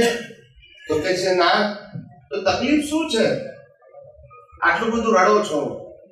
તો કે મારી વાઈફ મરી ગઈ. શું થઈ ગયું? તો દાદા કે આમ તો હોય તો તકલીફ હોય, અને ગયા પછી તકલીફ છે, એટલું જ ભેદ છે ને. મોટા ભાગના લોકો ફરિયાદ ક્યારે કરે? હોય ત્યારે, બોલતા નથી. આ ગઈ એની તકલીફ છે. તકલીફનો પ્રકાર બદલાયો. મોટા ભાગના પ્રશ્નો કેવા હોય છે? એની તકલીફ હોય. સાચું ખોટું? હવે આ ભાઈ પ્રશ્ન પૂછે છે, ગઈ એની તકલીફ છે. એટલે દાદા ભગવાને કીધું કે તે લગ્ન ક્યારે કર્યા હતા? તો કે 25 વર્ષ પહેલા. ક્યારે કર્યા હતા? અને અત્યારે કેટલા થયા? 50 વર્ષ. એટલે દાદા ભગવાન કે તારા પ્રશ્નની ત્રિરાશિ મૂકીએ, પ્રશ્નની ત્રિરાશિ, તો 25 વર્ષ પહેલા પત્ની નથી અને પત્નીનું દુઃખ નતું, અને 25 વર્ષ પછી પત્ની નથી અને પત્નીનું દુઃખ. 4 પ્રશ્ન છે ને, બોલતા નથી. પહેલાય નથી ને દુઃખે નતું, અત્યારે નથી ને દુઃખ. 4 પ્રશ્ન છે ને. હોય ને દુઃખ હોય એનો ઉપાય કરી, પણ નથી એનું દુઃખ છે. ના સમજાય. એટલે દાદા કે હવે નથી છતાંય દુઃખ લાગે છે, એનું કારણ શું છે? તો કે છે તું લગ્નની ચોરીમાં બેઠો ને ત્યારથી આટા વીટ્યા, મારી વાઈ. જ્યાં ફરવા જાય, બહાર જાય તો કોણ છે? મારી વાઈ છે. ભાઈબંધ તો ઘરમાં આવે તો કે તમારે શું કામ છે બોલો? તો કે રહેવા દો ને, ભાભી શું કામ? અરે કે મારી વાઈફ છે. ના કેમ બનાવે? આટા જાય વીટ્યા, મારી વાઈફ ને આટા વીટ્યા 25 વર્ષ સુધી. કેટલા? 25. હવે વાઈફ નથી પણ આટાનું શું કરવું? બોલતા નથી બધા. ના સમજાયું કે નહીં? તે આટા છે તેનું દુઃખ છે, વાઈફનું દુઃખ નથી. એટલે દાદાએ કીધું કે તમારે કોઈ તકલીફ નથી મોટી, પણ હવે વાઈફને યાદ નહીં કરવાની, પણ સામેથી યાદ આવે તો કહેવાનું નોય મારી. ના વીટેલા શું કરવાના? ઉકેલવાના. વાઈફ તો છે જ નહીં, આટા ઉકેલવાના છે ને. બોલતા નથી. બરાબર છે. સમજી ગયા કે નહીં? ચાલો કોઈને પ્રશ્ન પૂછવા પૂછું. સ્વામીજી, આપણે ચરણીથી આવે છે કે ડખો દખલ ગુણ, એટલે કઈ ડખો દખલ નો કે છે? આપણે સંસારમાં હોય તો ડખો દખલ તો થતી જ હોય, કઈ અથડામણ તો બધી થતી હોય. એ ડખો દખલ કે છે કઈ બીજું કહેવા માંગે છે? ડખો દખલ શબ્દ જે જ્ઞાની પુરુષ દાદા ભગવાને વાપર્યો છે એ મન વચન કાયની ક્રિયા માટે વાપર્યો જ નથી. આ લોકોએ લાકડે માકડું વળગાડી દીધું. શું કરી દીધું? અમને વાત કઈ હતી ને ક્યાં લઈ ગયા? ડખો દખલ કોને કહેવાય? કે કુદરત મન વચન કાયાને કર્મના ભોગવટા માટે સંજોગ આપે છે. શું આપે છે? આ મન વચન કાયાને એના કર્મના ભોગવટા માટે વ્યક્તિ કે વસ્તુના સંજોગ આપે છે. સુખ કે દુઃખ રૂપે. એ સંજોગોને જેમ છે તેમ ના સ્વીકારવું, એનું નામ કુદરતમાં તમે ડખો દખલ કર્યું. આ જે સંજોગ કોણે આપ્યા? કુદરતે. કેમ આપ્યા? ગયા અવતારના કર્મના ફળ રૂપે. તમારે શું કરવાનું છે? સ્વીકારવાનું છે. ના સ્વીકારવું એનું નામ ડખો. એટલે કુદરત કહે છે કે તે વ્યક્તિ સાથે ડખો દખલ નથી કરવો, તે મારી સાથે કર્યું. કારણ કે આ શરીર મારું અને સંજોગ પણ તારા શરીરના સંજોગો પણ મારા અને એના શરીરના સંજોગો પણ મારા છે. એટલે તું વ્યક્તિને ચેલેન્જ કરે છે એટલે તું મને ચેલેન્જ કરે છે. મને એટલે કુદરત નથી. ખ્યાલ આવ્યો? એને ડખો દખલ કીધું. એટલે કુદરત કહે છે પાછો આ ભોગો તો ફેરથી આવશે, કારણ કે તે તારા કર્મનો હિસાબ સ્વીકાર કરતું નથી. સ્વીકાર કરે તો ઉકલી જાય. એટલે કવિરાજે પદમાં લખ્યું આવે છે તે સ્વીકારી લો, દુનિયા આ થમશે. શું કહે છે? આવે છે તે દુનિયા ખ્યાલ આવે ને ફરી યાદ કરશો તો કેરી ફોરવર્ડ થયા કરશે. સમજાયું કે નહીં? એટલે આના માટે છે ડાકો ડાકર છે. પણ લોકો કઈ નું કઈ લઈ જાય, સાચું ખોટું. એટલે આવું બધું છે. અમારે તો જેમ છે તેમ કહેવાનું. શું કહેવાનું? સમજાયું કે નહીં? અમારે ક્યાં વાંચીને બોલવાનું છે? બોલતા નથી. સાચી વાત છે. આ બધા અમારી સાથે આવી કે પૂછી જુઓ. હું કોઈ ચોપડી જોઉં છું, હું તો છાપું જોતો હોઉં છું, ક્યાં મોબાઈલ જોતો હોઉં છું, હું ચોપડી જોતો નથી. સમજાય છે કે નહીં? અમારું દર્શન હોય. શું છે? નોલેજ ના હોય. શું ના હોય? નોલેજ ને મેમરી કહેવાય. વાંચેલું સાંભળેલું યાદ કરીએ એ ના હોય. અમારું વિઝન હોય જગત સંબંધી, આ જગતના સિદ્ધાંતો સંબંધી આખું અમારું દર્શન હોય. 24 કલાક કેવું હોય? એને ગોખવાનું ના હોય, યાદ રાખવાનું ના હોય. હોય ઇનબિલ્ટ હોય. કેવું હોય? સમજાય છે? એ કેમ થાય? તો કે પ્રેક્ટિસ થી પછી પરફેક્ટ થઈ જાય. શું થઈ જાય? પહેલું પ્રેક્ટિસ અને પછી કેવું થઈ જાય? પછી મહેનત કરવી પડે નહીં. શરૂઆતમાં પુરુષાર્થ હોય, પછી સહજ થઈ જાય. સમજાય છે કે? શરૂઆતમાં લગ્ન કરે એટલે હસબન્ડ વાઈફ બે ના સિંગડા હોય. કેવા હોય? અથડાઈ 4-5 વર્ષમાં ઘસાઈ જાય. શું થઈ જાય? પછી સમજી જાય કે આ જ છે, હવે એડજસ્ટ જ થવાનું છે, બીજો કોઈ રસ્તો બહુ મંજિલ લાંબી કાપવાની છે. રોજ સિંગડા ભરાવાથી કે ફાયદો થશે નહીં, પણ 5 વર્ષ તો સિંગડા ઘસે બરાબર ના સમજાય. પછી પુઠા થઈ જાય પછી કે હવેથી કરવા જેવું નથી અને એડજસ્ટ થઈ જાય. આવું છે.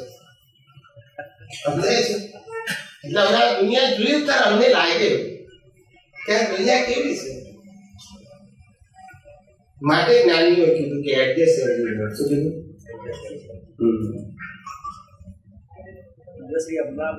માઇકમાં બોલો. હા, પૂછો. કોણ છે? કુદરત કોને કહેવામાં આવે છે? અને સતત્વો પરમેટ છે. એ પાણે આવવાથી આ ચક્ર ચાલુ છે. એ કોના આદેશથી પાણે આવ્યા છે એ વિગતવાર અંદર.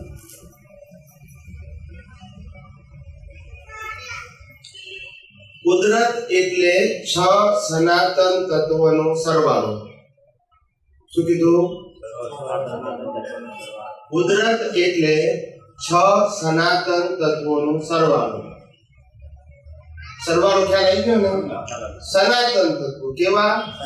કે જેના જન્મ મરણ હોતા કાયમના, શાશ્વત. ખ્યાલ આવે? તત્વ કહેવાય. અને તત્વથી ઉભી થતા સંજોગોને અવસ્થા કહેવાય. અવસ્થા ટેમ્પરરી હોય, તત્વ કેવા હોય? પરમેનન્ટ. એનો નાશ થાય એટલે 6 તત્વનો સરવાળો, એનું એક નામ એ કુદરત. સમજાય છે? એનું એક નામ એ કુદરત. 6 તત્વો કયા કયા? તો કે પહેલું તત્વ ચેતન, જેને બીજું નામ છે આત્મા. બીજું તત્વ છે જળ, કે જે આપણે આ 5 ઇન્દ્રિયોથી અનુભવીએ છીએ. આને જળ કહેવાય. અને 5 ઇન્દ્રિયોથી અનુભવાતી બધી જ વસ્તુ જળ છે. કેવી છે? જળ છે. 5 ઇન્દ્રિયોથી ચેતન અનુભવી શકાય નહીં. એટલે આ જળ છે. પહેલું ચેતન, બીજું જળ. બાકીના 4 તત્વો છે એ આ જળ તત્વ જે મન વચન કાયા છે એની અવસ્થામાં ભોગવટા માટે સહાયક તત્વો છે. એ 4 તત્વોમાં પહેલું તત્વ છે ગતિ સહાયક, બીજું તત્વ સ્થિતિ સહાયક, ત્રીજું તત્વ સમય અને ચોથું તત્વ સ્પેસ. ગતિ સહાયક એટલે મોશન, મુવમેન્ટ, હલન ચલન, શ્વાસોશ્વાસ, બ્લડ સર્ક્યુલેશન, ડાયજેસ્ટિવ, હાલવું ચાલવું, હાથ પગ હલાવવા, આ પંખો ચલાવવો, ગાડી ચલાવવી, એ બધું ગતિસહાયક તત્વો છે. અને આપણે સ્થિર બેઠા છીએ એ સ્થિતિસહાયક, આ સ્ટેન્ડ છે એ સ્થિતિસહાયક, હલાવીએ તો ગતિસહાયક. પછી ત્રીજું તત્વ સમય તત્વ. કોઈ પણ અવસ્થા સમય વગર હોઈ શકે ને. સમય એટલે બિગિનિંગ અને એન્ડ. આટલા વાગે સત્સંગ શરૂ થશે ને આટલા વાગે, એટલે સમય તત્વ જોઈએ ને. આ તારીખે જન્મ્યા અને આ તારીખે મરી ગયા. દરેક વસ્તુ માટે સમય તત્વ જોઈએ કે નહીં? સમય તત્વ એવા ચાલે ના ચાલે. તત્વ કાયમનો છે, અવસ્થામાં સહાયક છે. ચોથું તત્વ આવે છે સ્પેસ. સ્પેસ એટલે અવકાશ, આકાશ. આ આકાશ છે તો જ બધી અવસ્થા હોય ને. આ જગ્યા ના હોય તો અવસ્થા હોય? આ સ્પેસ ના હોય, વાતાવરણ ના હોય તો અવસ્થા હોય? સમજાય છે કે નહીં? આપણે હારીએ છીએ, ચાલીએ છીએ, બધું ક્રિયાઓ કરીએ છીએ, એ આ જગ્યા છે તો ને. આકાશ ના હોય તો કરી શકાય? એવી રીતે આ 6 તત્વોનો સરવાળો, એનું એક નામ કુદરત. સમજાય છે?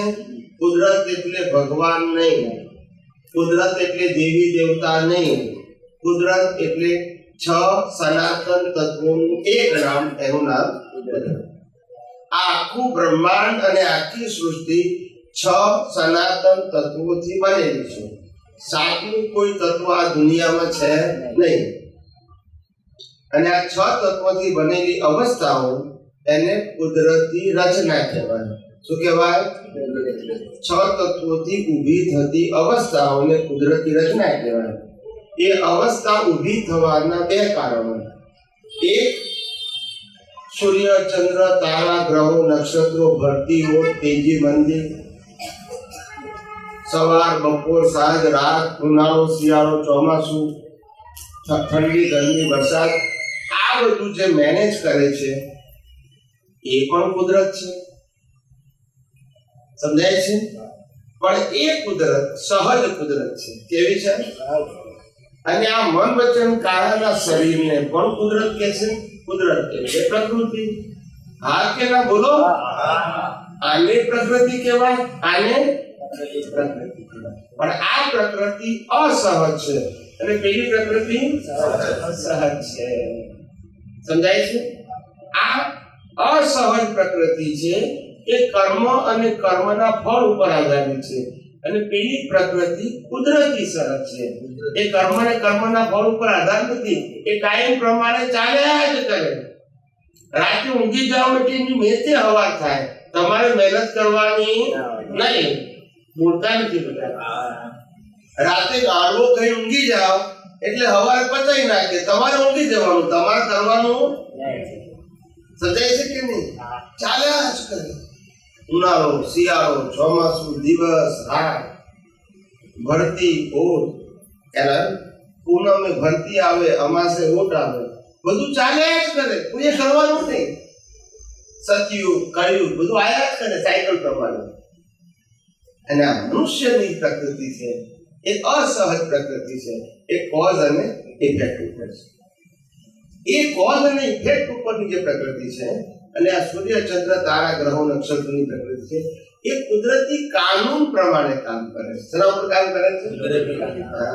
કોઈની મરજી પ્રમાણે કામ કરતી નથી. કુદરત પછી કુદરતી કાનૂન આવે અને પછી કુદરતી રચના આવે. એટલે કુદરતનો કાનૂનને આધારે જે વ્યક્તિ પાપ અને પુણ્ય કરે છે એનું ફળ કોણ નક્કી કરે છે? કુદરત નક્કી કરે. પોતે નક્કી કરે કે મને આ કર્મનું આ ફળ આપ્યું? પોતે નક્કી કરે ના કરે. નક્કી કોણ કરે? કુદરત. એટલે કુદરત પાછું નક્કી કયા આધારે કરે? એના કાનૂન પ્રમાણે. કોઈના માટે ભેદભાવ કરે નહીં, કારણ કે જળ છે. જળ ભેદભાવ કરે? કોમ્પ્યુટરમાં તમે જે ફીડ કર્યું હોય એ બધા માટે રિઝલ્ટ કેવું બતાવે? સરખું જ બતાવે. એ વ્યક્તિએ પક્ષપાત કરે નહીં. એમાં જળનું સંચાલન છે. ભાઈ તમે આ ગુનો કર્યો એનું આ ફળ અને આ ફળના સંજોગો. સમજાય છે?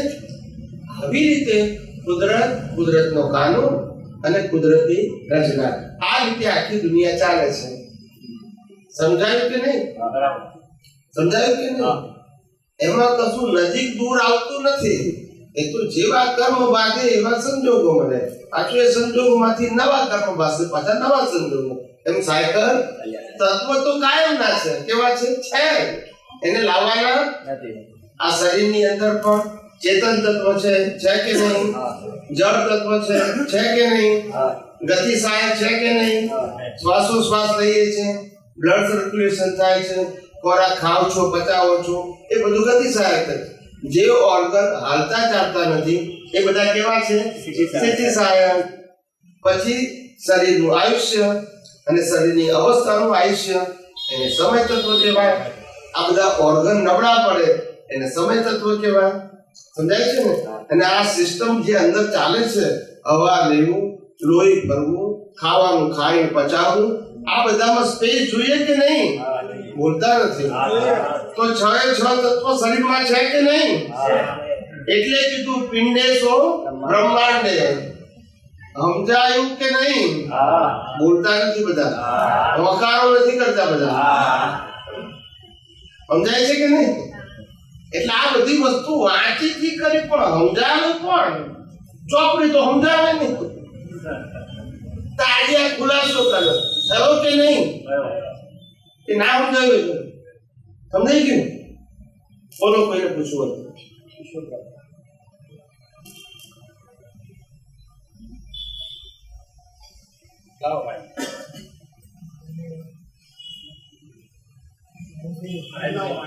હા, કરી. જય સચ્ચિદાનંદ. જય સચ્ચિદાનંદ. તો હવે આ સ્વભાવ છે, સ્વભાવમાંથી વિભાવ થયો, બરોબર? પછી વિભાવમાંથી પાછું આપણે સ્વરૂપનું જ્ઞાન લીધું એટલે સ્વભાવ ભાવમાં હવે આવશું, બરોબર? અને પછી કેવળ જ્ઞાન થાય અને પછી સિદ્ધ ક્ષેત્રમાં થાય. પછી હવે એમને ત્યાં કેટલો કાળ સુધી ત્યાં એમને રહેવાનું બધું થાય એમ કાયમ માટે. કાયમ માટે. પછી કાલે એવો કુદરતી ક્રમ નહીં હોય કે પાછો અમુક મારો કાળ દેખાશે તો એટલે પાછો એનો પરમાણુના વિશે આવે અને સ્વભાવમાંથી પાછો વિભાવ થાય. એવું કોઈ કુદરતી રચનામાં એવું કોઈ બની શકે? ના. તો એમ માનો કે આ જે આત્મા અને પરમાણુ છે એ પણ વધઘટ નથી થતા. તો આ પહેલી વાર શરૂઆતમાં સ્વભાવનો વિભાવ થયો તો એ પછી આત્મા ક્યાંથી હવે સિદ્ધ ક્ષેત્રમાંથી કે અહીંયા સૃષ્ટિ ઉપર હોય એમાંથી એવું થા કરે એમને. આત્માની આ 14 રાજલોકો કે 3 લોકો. 3 લોક એટલે મધ્યલોક, ઉધ્વલોક અને અધોલોક. એને 3 લોક કહેવાય. હિન્દુઓએ 3 લોક કીધા, જૈનોએ 14 લોક કીધા. 6 દેવલોક, 1 મધ્યલોક અને 7 નરકલોક. એટલે 14 લોકો કે 3 લોકો બંને એક જ છે. સમજી ગયા? એટલે આ 14 લોકથી કે 3 લોકથી આખી સૃષ્ટિ બની છે. એમાં દેવલોક, મનુષ્યલોક, નરકલોક બધું આવી ગયું. બધી સૃષ્ટિ અંદર આવી ગયું. આ 3 લોકની અંદર ક્યારે જીવ એટલે કે આત્માની સંખ્યા ક્યારે વધ ઘટ થતી નથી. વધતી નથી અને ઘટતી નથી. પણ લોક જે સમસ્ત બ્રહ્માંડ છે, લોક જુદું અને બ્રહ્માંડ જુદું. બ્રહ્માંડમાં 3 ભાગ છે. કેટલા ભાગ? 3 ભાગ. એનો એક ભાગને લોક કહેવાય. શું કહેવાય? લોક. જ્યાં 3 લોક કીધું તે. બીજો ભાગ છે અલોક. શું કીધું? અલોક છે. અને ત્રીજો ભાગ છે લોકાલોક થી પર. એને સિદ્ધ ક્ષેત્ર કીધું. શું કીધું? લોક, અલોક અને લોકાલોક થી પરે સિદ્ધ ક્ષેત્ર. આ 3 ભાગ ભેગા કરો ત્યારે એને બ્રહ્માંડ કહેવાય. શું કહેવાય? બ્રહ્માંડ. એ બ્રહ્માંડની અંદર જે લોક છે એની અંદર બધી જીવ સૃષ્ટિ આવી ગઈ. દેવલોક, નરકલોક, મનુષ્યલોક બધું આવી ગયું. બધું પૂરું નથી થયું. હું કહીશ કે હવે પ્રશ્ન પૂછો ત્યારે પૂછવાનો. તમે પ્રશ્ન પૂછો ત્યારે હું મૌન રહું છું. હું જવાબ આપું ત્યારે તમારે મૌન રહેવાનું. અને ના સમજાય તો પછી પૂછવાનો મોકો આપીશ, પણ મને જવાબ પૂરો કરવાનો મોકો આપજો. કારણ કે હું પ્રશ્ન પૂરો કરવાનો મોકો તમને આપું છું. ના સમજાય? ઓકે. એટલે આ જગત છે એ લોક છે, ને લોકમાં બધું આવી ગયા જીવો. અને બીજું જે અલોક છે એને નિગોદ કહેવાય છે. શું કહેવાય છે? અને લોકાલોકથી ઉપર છે એને સિદ્ધ ક્ષેત્ર કહેવાય છે.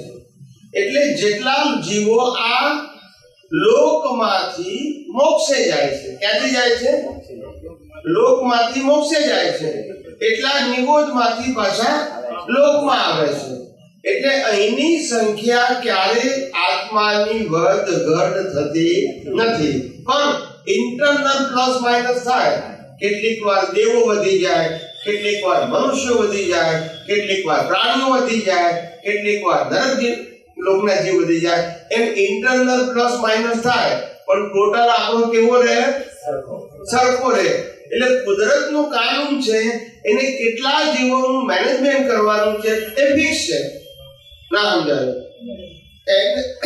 એને નિગોદના જીવોનું અને સિદ્ધ ક્ષેત્રના જીવોનું મેનેજમેન્ટ કરવાનું નથી, પણ જે જીવો લોકમાં છે એનું મેનેજમેન્ટ કુદરત કરે છે. સમજી ગયા? એટલે અહીંયા આંકડો હંમેશા કેવો રહે છે? ટોટલ સરખું રહે છે. જેટલા મોક્ષે જાય એટલા નિગોદમાંથી પાછા વ્યવહાર હશે. એટલે આ લોકની અંદર ક્યારે સંખ્યા વધ ઘટ જીવોની થતી નથી. હવે બોલો. એટલે હવે આ વધઘટ થતી નથી, બરોબર?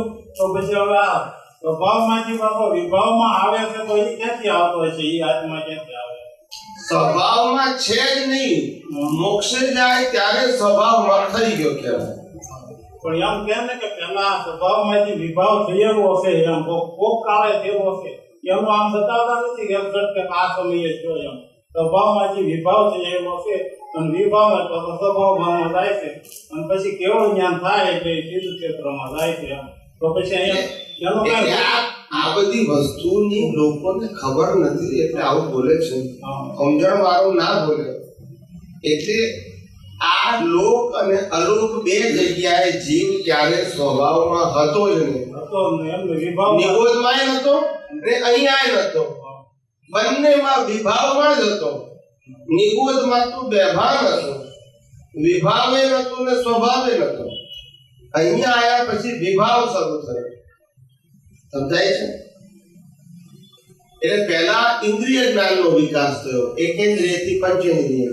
પછી મનુષ્યમાં આ એટલે બૌદ્ધિક જ્ઞાનનો વિકાસ થયો. પણ આ ઇન્દ્રિય જ્ઞાન અને બૌદ્ધિક જ્ઞાનનું એક નામ અજ્ઞાન. અજ્ઞાન એટલે રિલેટિવ સત્ય. સમજાય છે?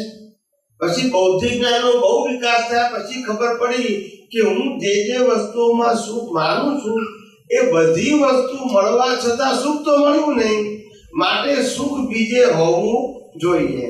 માટે જેને આ સાચું સુખ ખબર છે એવા મુક્ત અનુભવી જ્ઞાની પુરુષ મને પ્રાપ્ત થાઓ એવો કુદરતી ભાવ કરે. આ બધામાંથી હાર્યા પછી ના સમજાયું. એટલે આવું બીજ નાખે એટલે કુદરત પછી એને બીજા અવતારમાં અનુભવી જ્ઞાની ભેગા કરે. પછી એને સમજાવે અનુભવી જ્ઞાની કે ભાઈ સુખ બહાર નથી પણ અંદર છે. અંદર એટલે શરીરમાં નહીં, આત્મામાં. શેમાં છે? હા, શરીરમાં હોય ને તો ડોક્ટરો ઓપરેશન કરીને કાઢી લે, પણ આત્મા તો ડોક્ટરોને દેખાવો નથી. સમજી ગયા ને? એટલે સુખ આત્મામાં છે એવું ભાન કરાવે જ્ઞાની પુરુષ. ત્યાર પછી આ દ્રષ્ટિ આપ્યા પછી પેલો પુરુષાર્થ કરે કે હવે સુખ મારે ખોળવાનો પ્રશ્ન નથી, સુખ વાળો તો છું જ, ફક્ત મારે અનુભવવાનું છે. પણ અનુભવવામાં કાચો ક્યાં રહી ગયો કે જ્યાં જ્યાં બહાર સુખ છે એ માન્યું તું એ બધી માન્યતા મારે ખલાસ કરવી પડશે. જ્યારે જ્યારે ઊભી થાય તો એને ઇરેઝ કરવાની, જ્યારે ઊભી થાય તો ચેકી નાખવાની કે સુખ એમાં નથી, સુખ તો મારો સ્વભાવ છે, સુખ એમાં નથી, સુખ તો મારો સ્વભાવ છે. ધીમે ધીમે અજ્ઞાન શું થઈ જશે? ખલાસ થઈ જશે. હવે અજ્ઞાન ખલાસ થઈ જશે તો પછી કર્મ બંધાશે, રાગદ્વેષ થશે. બસ આ જ મુક્તિનો માર્ગ છે. એમાં રામકૃષ્ણ મહાવીર ક્યાં વચ્ચે આવે છે? એમાં આરતી, દીવો, અગરબત્તી ક્યાં વચ્ચે આવે છે? બોલતા નથી. આવે છે કોઈ જગ્યાએ? છે જરૂર? એટલે મને આવું છે, આમ માન્યામાં એમ હતું કે આ છે કે સ્વભાવ ભાવમાંથી વિભાવ થયો, વિભાવમાં સ્વભાવ, એમ પછી આ કેમ કોર્સને એ કે જન્મ ને મૃત્યુ એમ કેમ સાયકલ હાલ્યા કરે એમ મને એમ હતું કે આ મોટી સાયકલ પાછી એ રીતે છે કે 5 અબજ વધારે કે સિદ્ધ ક્ષેત્રમાં હોય એ પાછા પરમાણુ વિશે આવે સ્વભાવમાંથી વિભાગ થાય એવું મને મગજમાં આવેલું હતું પણ તમે કીધું એટલે સમાધાન થઈ ગયું. તમને થોડું જ્ઞાન છે ને બ્રહ્માકુમારીનું આવી ગયું છે એકની એક જ સાયકલ પાછી આવે છે પાંડવમાંથી. બ્રહ્માકુમારી વાળા કે છે એ તમારા મગજમાં થોડી સેટ થઈ ગઈ. એટલે સામેથી નકર હું એમાં તો ગયો જ નથી. એવું નહીં. ટાઈમ ગયેલો બરોબર આ કોઈ બ્રહ્માકુમારીનું જ્ઞાન આવું છે એવું જ્ઞાન તમને છે એમ કીધું. એવું બધું ત્યાં ગયા હોય ના ગયા હોય પણ જ્ઞાન તમારું બેનું એક જ છે. એટલે આ નકર સ્વાધ્યાયમાં અમુક ટાઈમ ગયેલો અને એમાં મને આ સિદ્ધ પ્રજ્ઞ પૈસા છે ને શેલામ જેવી વાત લાગી એટલે 1.5 વર્ષ ગયેલો 25 વર્ષ પહેલા પણ કઈ મને ઝંખના હતી મનમાં કે આત્મો છે ને પૂરેપૂરો જાણવો છે અને આ સંજોગો મને કાઢ્યા અને જ્ઞાન દીધું. પછી શું થયું? પછી આમાં જ્ઞાન લઈ લીધું. પછી પછી તો હવે આપણે જે અમે સમજ કર્યા કરી છે આ બરોબર. પુરુષાર્થ સમજશું તારે કરશું કે સમજ્યા વગર કરશું? એટલે આ સમજવાની પ્રયત્ન કરીએ છીએ એમ. હા એમ. આ વિજ્ઞાન નહીં સમજો તો કશું મેળ પડશે. એટલે આપણો પેલું ઈ છે કે વિજ્ઞાન સમજવું સમજવું શેલા છે એ વાત સમજવી ઈ છે. બસ વિજ્ઞાન એટલે સનાતન સત્ય, મારું કે તમારું નહીં. વિજ્ઞાન એટલે જ કુદરતનું કાનૂન. કોનું કાનૂન? પછી એમાં ધર્મ સંપ્રદાય વ્યક્તિ વચ્ચે આવે